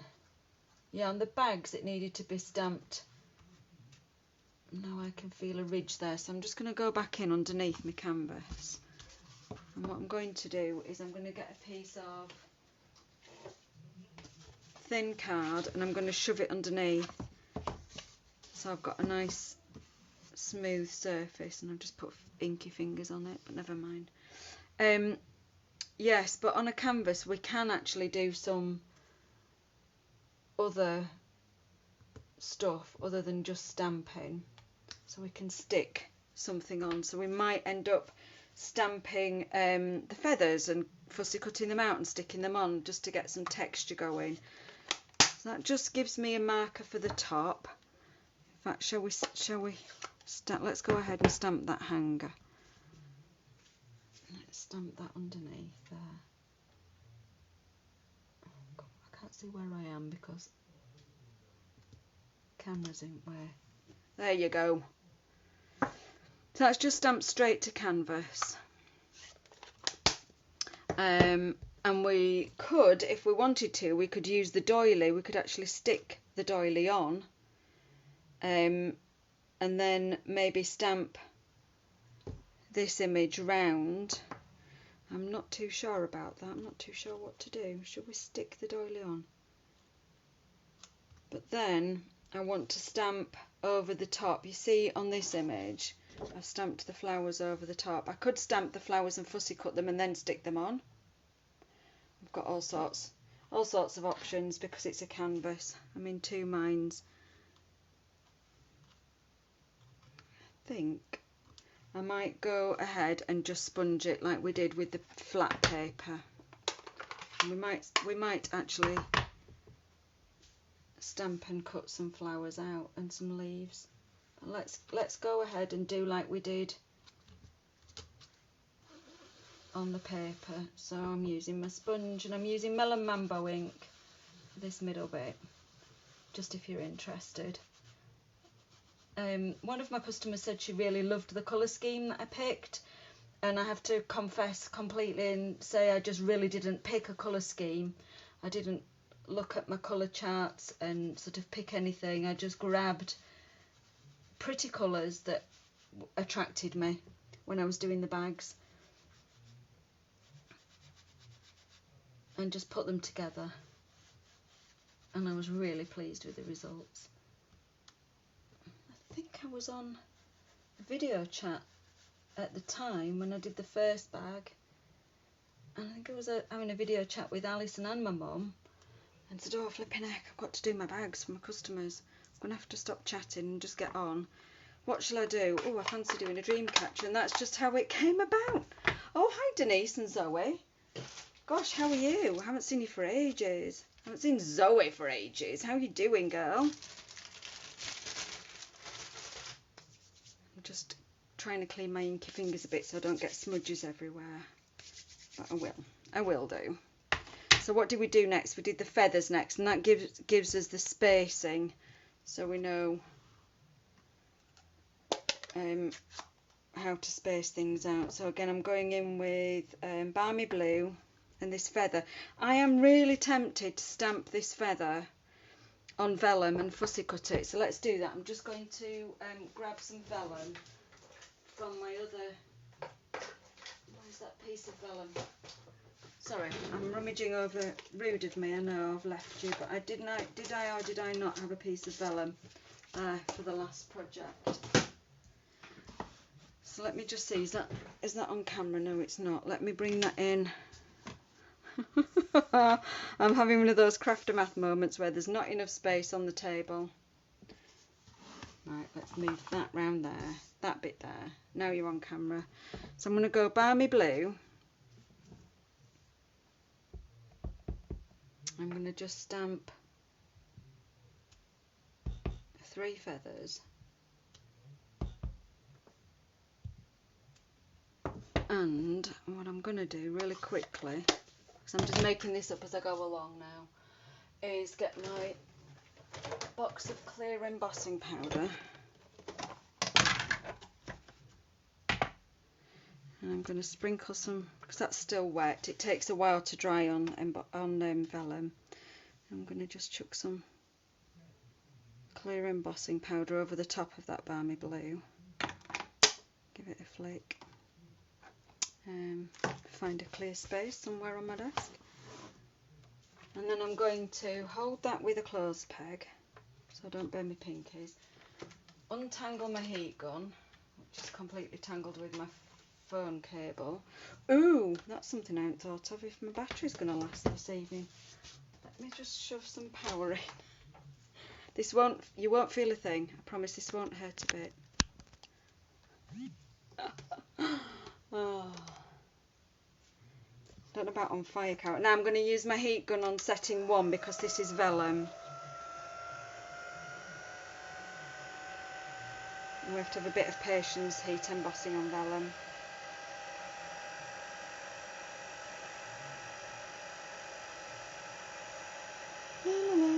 Just talk amongst yourselves. This is when I get impatient and whack it up to number 2.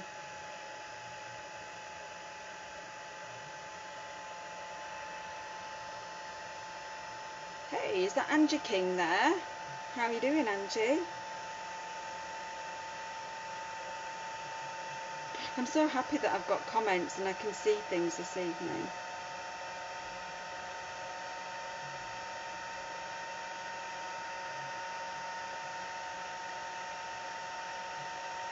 Oh, I just thought this would add a bit of extra texture and dimension, and I'm glad I'm doing it now. I do love a bit of heat embossing.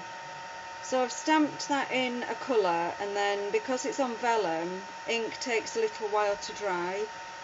So it's useful to remember that you can chuck some clear embossing powder over the top, just for that added bit of extra. So if you were using this on a card, that would be nice. Let me turn that off and then you can hear what I'm actually saying. And I'll hold it up to the camera, so hopefully you can see that that's shiny and lovely. So I am going to fussy cut those. I know that's probably a bit boring for you to have to wait for me to do that, but I'm going to do it anyway. I'm just going to chop those 3. That's how I always start with fussy cutting, is just reducing some. And it won't take me long. Then we'll have 3 lovely feathers that we can stick on this project instead of it being entirely flat. And although I did several bags stamped, and you've just seen me stamp the design on flat onto A4, this is the first time that I've thought about transferring it to a canvas as a piece of home decor. So it's a little bit experimental, so I hope you'll stick with me, go with the flow a bit.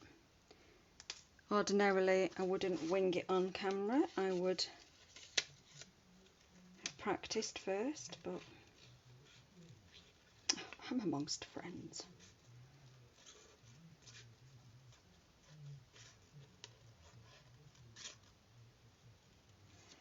Who loves a feather? I am always happy when there is a stamp set, always with birds, but I am always happy when there's a stamp set with a feather in it, and I'm always happy when there's a stamp set with a key. I love an antique key. And feathers and keys are the couple of things that I will buy non-Stampin' Up products. That's really naughty of me to say that out loud and on camera. But it's, you know, you have certain things that you love. And of course I love a bee. I mean, come on. You love my sparkly feathers, Ginny. Bless you. We like a bit of sparkle, don't we, Ginny? And don't you worry, chick, we will be back dancing and strutting our stuff and shaking our tail feathers very soon, I'm sure. Now, what we can do with these feathers, we can do a few bits like that, just random. Because if we're going to have a bit of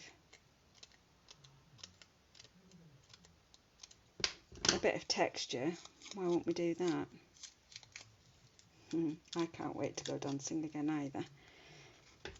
Especially as the evenings are drawing in a bit now.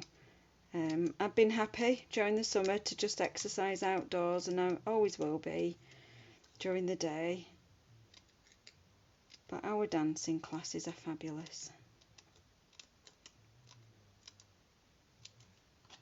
Which one did I snip already? So I'm not really following the lines on the stamp here. I'm just doing some snips, as you can probably tell. And I'm hoping that if I just go like that, when I stick these on, they'll just stand up a little bit.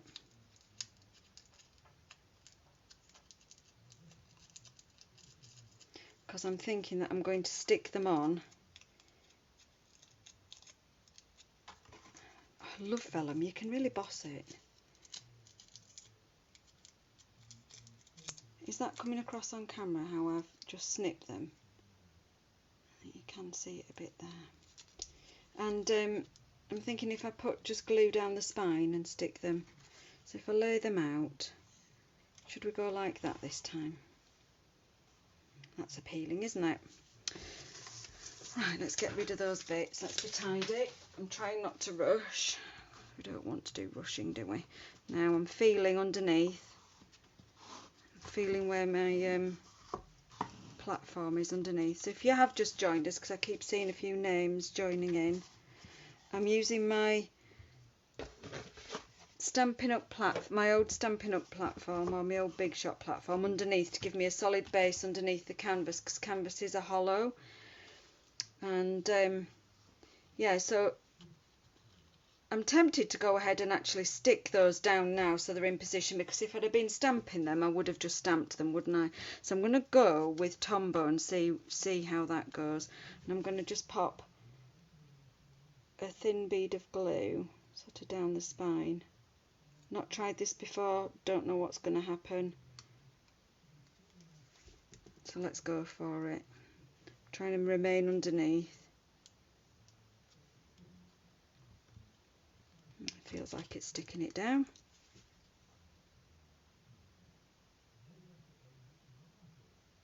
There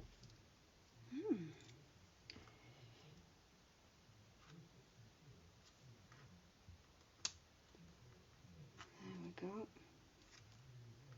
Oh yeah, I'm happy with that because it's curling, so it's looking a bit three-dimensional.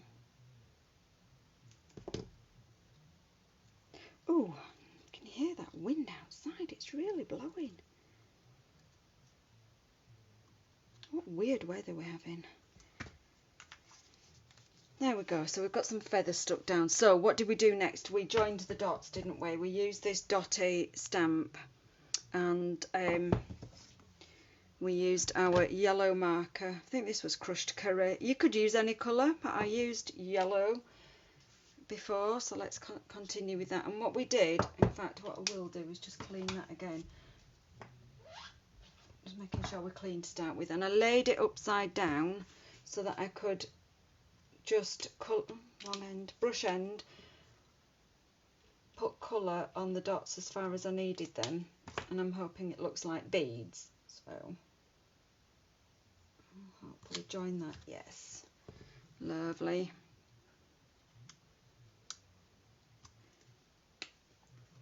And pretty much do the whole row here, I think. Who knew this was going to be such a useful stamp?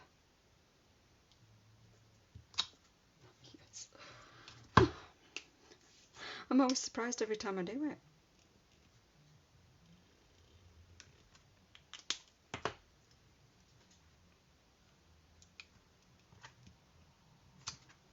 It's stamping nicely onto canvas, that.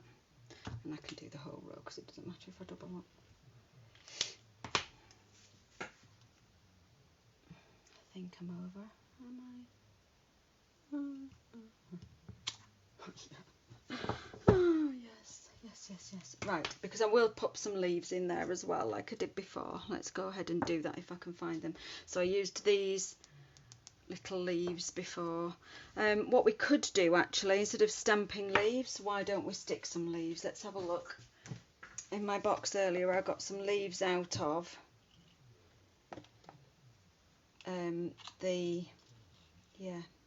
whatchamacallits. We'll just chuck them down and have a look, see what we think. Out of the, I always want to call them die cut, laser cut.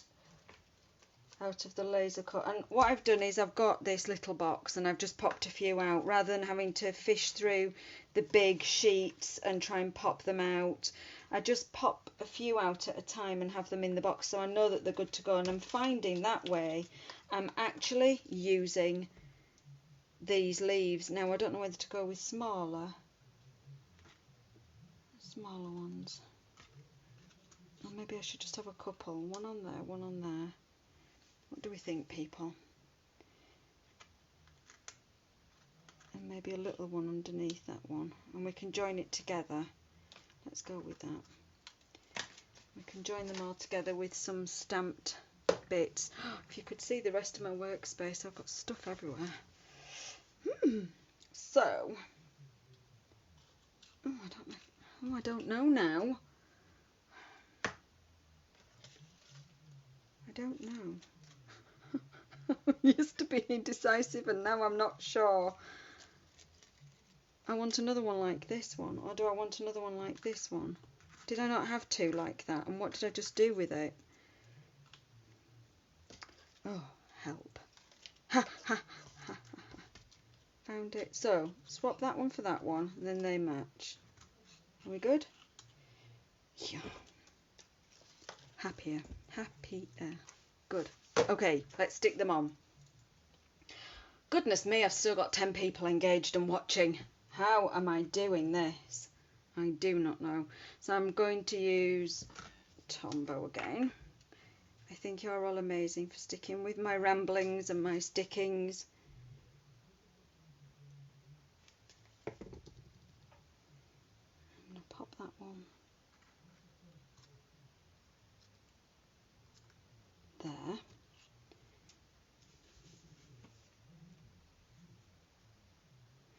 Ooh. And of course, if I wasn't using these laser cut pieces from the gold laser special paper, I could die cut some beautiful leaves from the Forever Greenery, green fernery thing. Dies. Oh, I wanted to stick to my finger more than it wanted to stick to the canvas.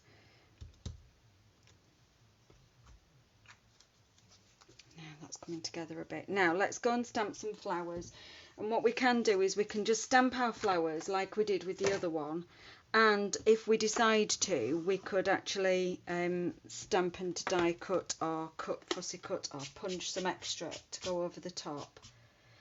So I'm going to stamp exactly the same flowers that I did before, trying to clear some bits out of the way. So I'm going with this rose image with Calypso Coral, and I've moved my platform underneath so I've got that stamping surface. Lovely. I'm happy with that because I'm actually not using, I could use a stamping pierce mat underneath, but I'm quite happy with that. And we use this double flower again. We'll just whack that up there. That stamps really nicely on canvas actually. Pretty chuffed with that.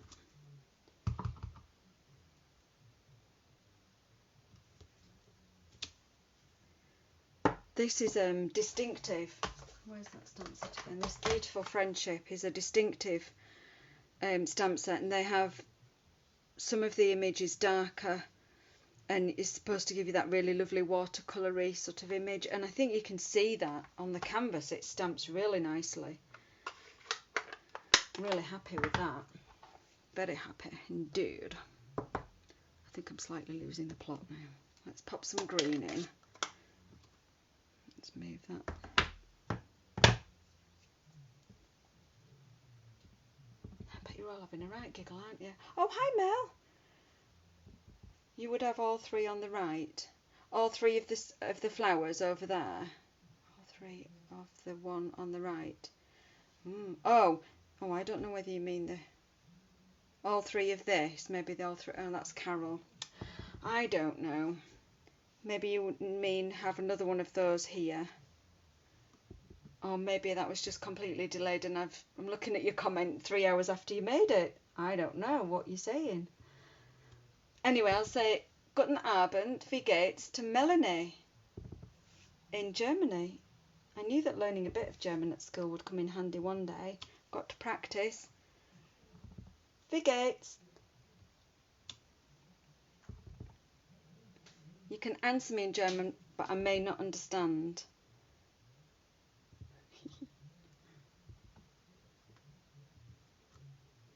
Let's keep filling in with a bit of green.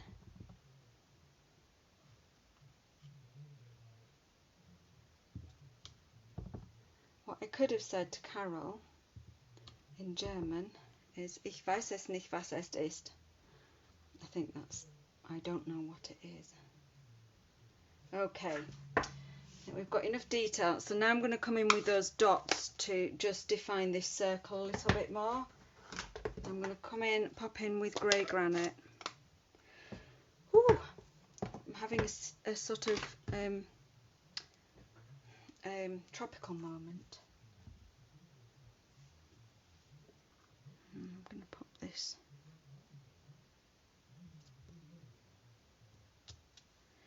Get some definition there.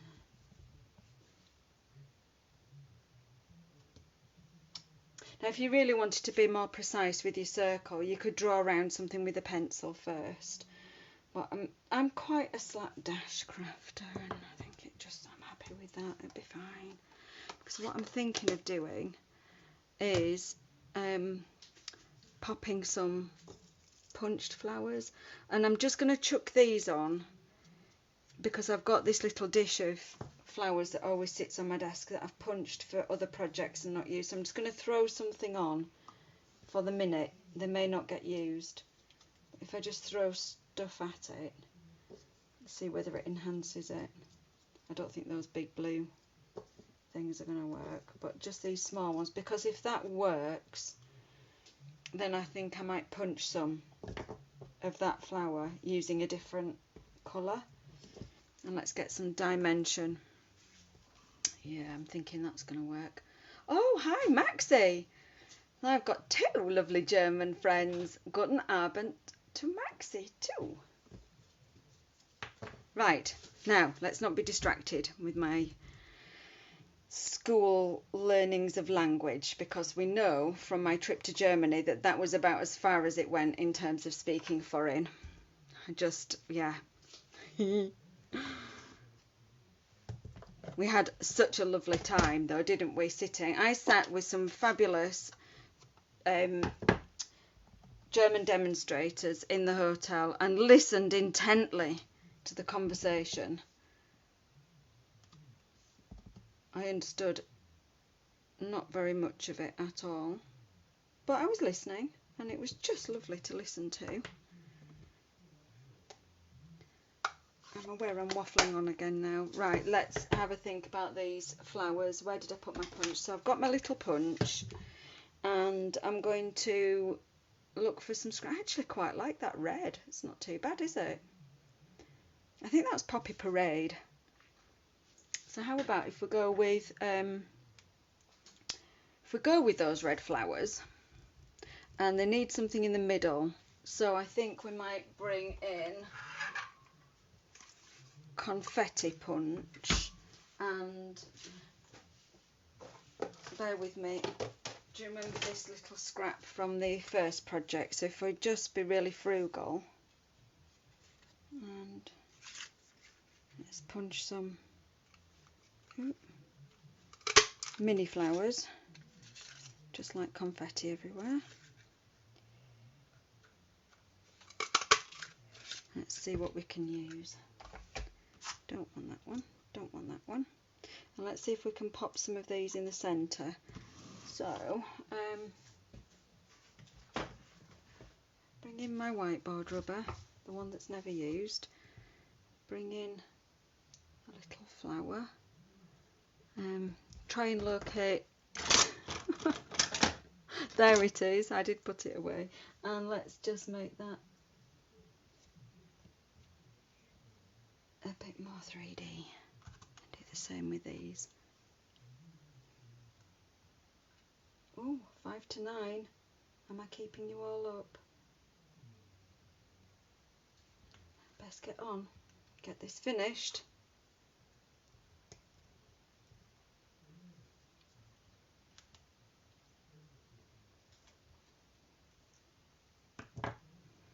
Do they add something to it or do they take away? I'm not sure. Right, so I'm going to pop them back on and I'm going to stand back and I'm going to ask for some thumbs up or thumbs down. I don't like them gathered like that in any case. Maybe like that. So, right, I'm standing back and I'm waiting. Thumbs up. Yes or no? Should I go? Oh, Carol says thumbs up. Okay, that's one thumbs up.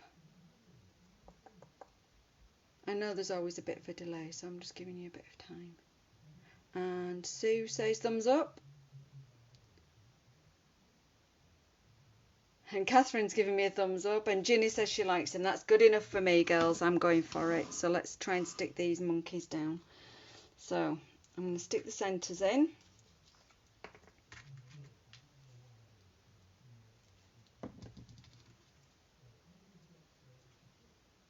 That's easy enough. And what I will do, because I've poked those straight down, is I'm going to actually just work round to sort of flatten the bottom a bit. I still want the petals to be cup shaped, but I want a flat bottom. Who wouldn't want a flat bottom? I want a flat bottom, not a pokey bottom.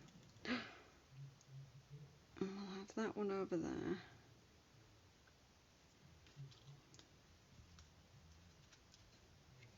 And Donna's giving me a thumbs up. Well, she's giving me an OK symbol. Thank you, Donna. Did you get your fish and chips, Donna?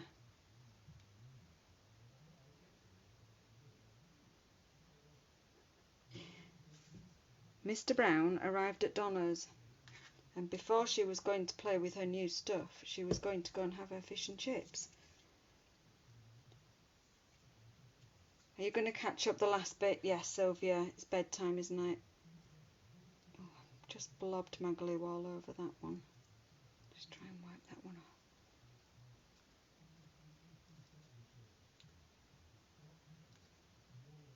Well, thank you for watching, Sylvia.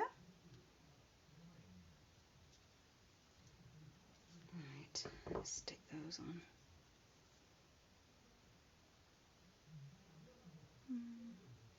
Do we go two over there, one over there, one there? Oh, when you've got more glue on your finger than you have on the actual project. There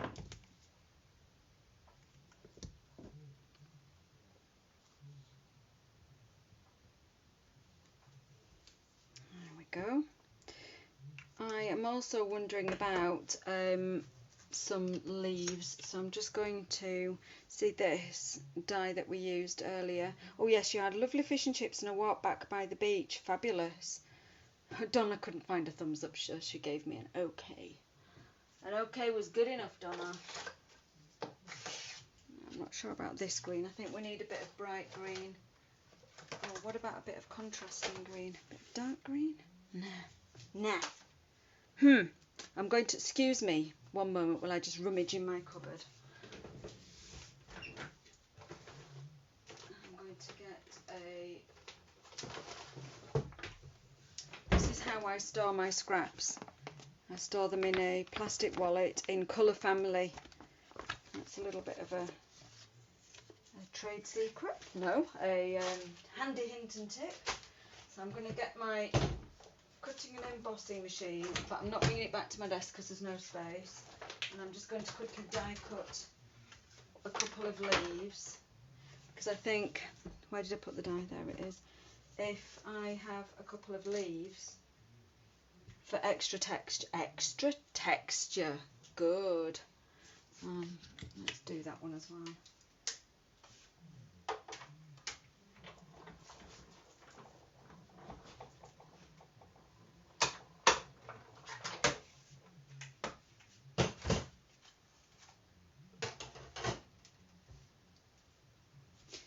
Yeah, walk by the sea just sounds fabulous. A walk on the beach.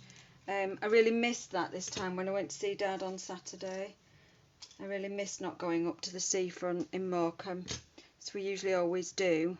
But it was Saturday, it would have been too busy for Dad. Dad's been shielded for the whole time, so we're just taking it easy. So I'm snipping this one down just to reduce it, because it's quite a big die. And I often do this. Don't be afraid if you've got a die with a big leaf. Don't be afraid to snip it into pieces.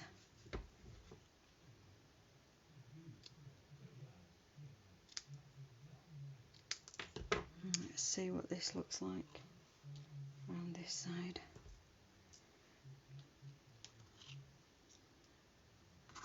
Not sure about that.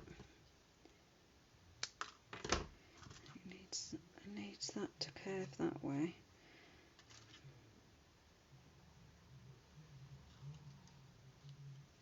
That's coming together now, isn't it?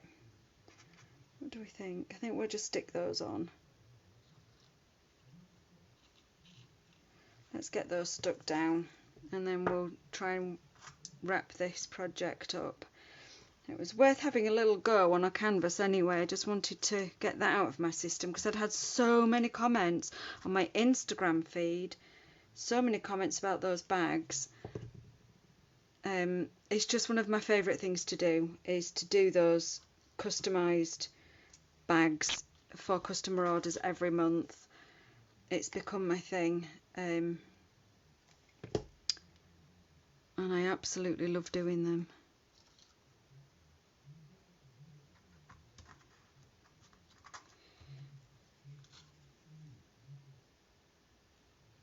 I could just get rid of that little stem there, look.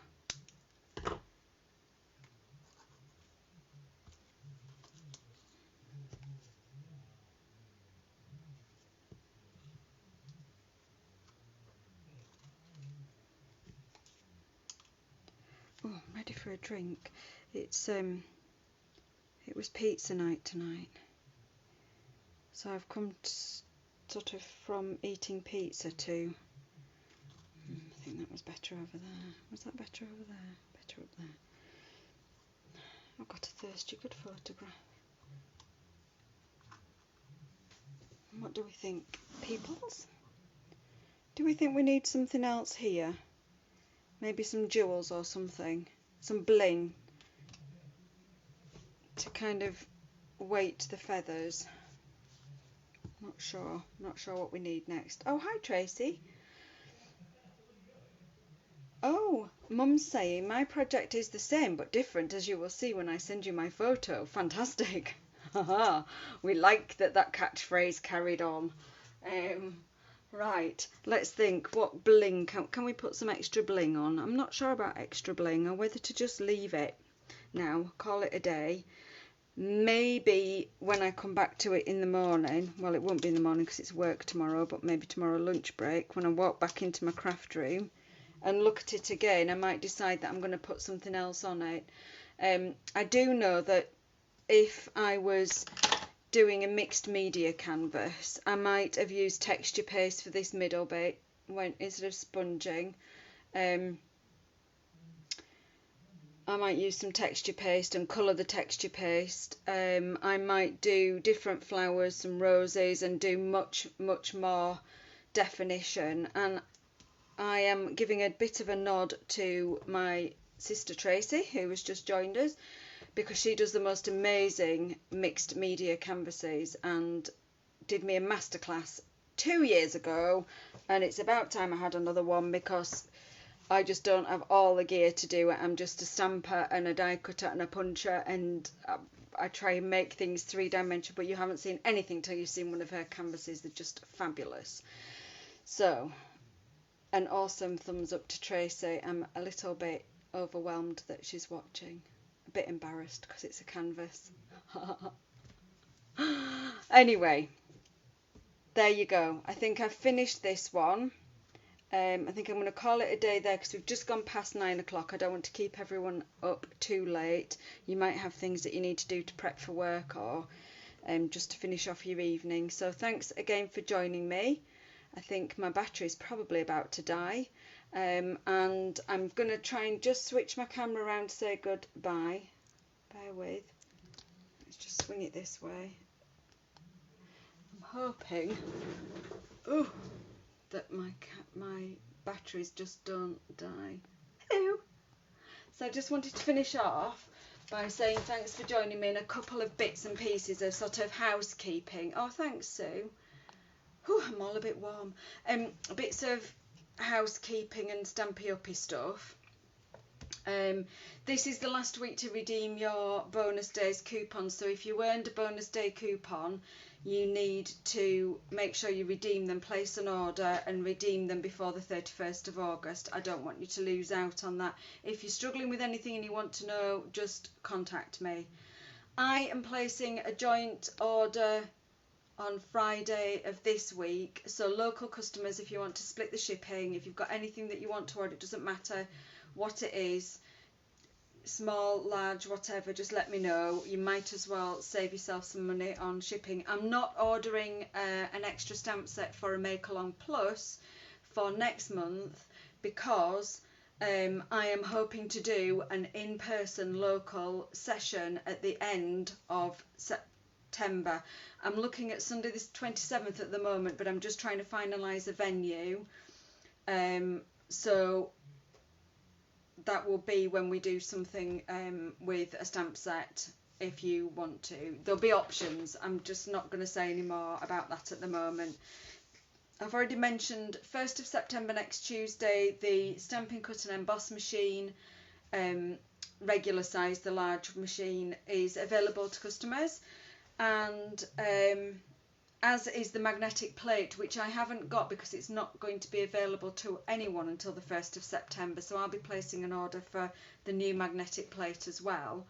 And the final thing, just a reminder that the paper pumpkin Sharing Sunshine is still available while stocks last.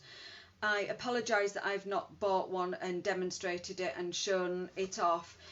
I am just overwhelmed with cards. I've been making cards every week in multiples since March, so I'm overwhelmed. I've got a box full of cards, and because it's a card kit, it's such a shame because I love the fact that we've got Paper Pumpkin for once in the UK, and I'm really torn about should I just go ahead and buy it so I can demonstrate it, but I would literally be buying a kit just to show you. When there are videos on Stampin' Up's YouTube channel, please watch them if you're at all interested.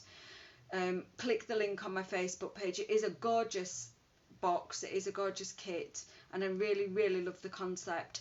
I'm just not going to get a kit full of cards because I'm overwhelmed with cards, and probably the next set of cards that I make in any quantity will be the C word, Christmas cards.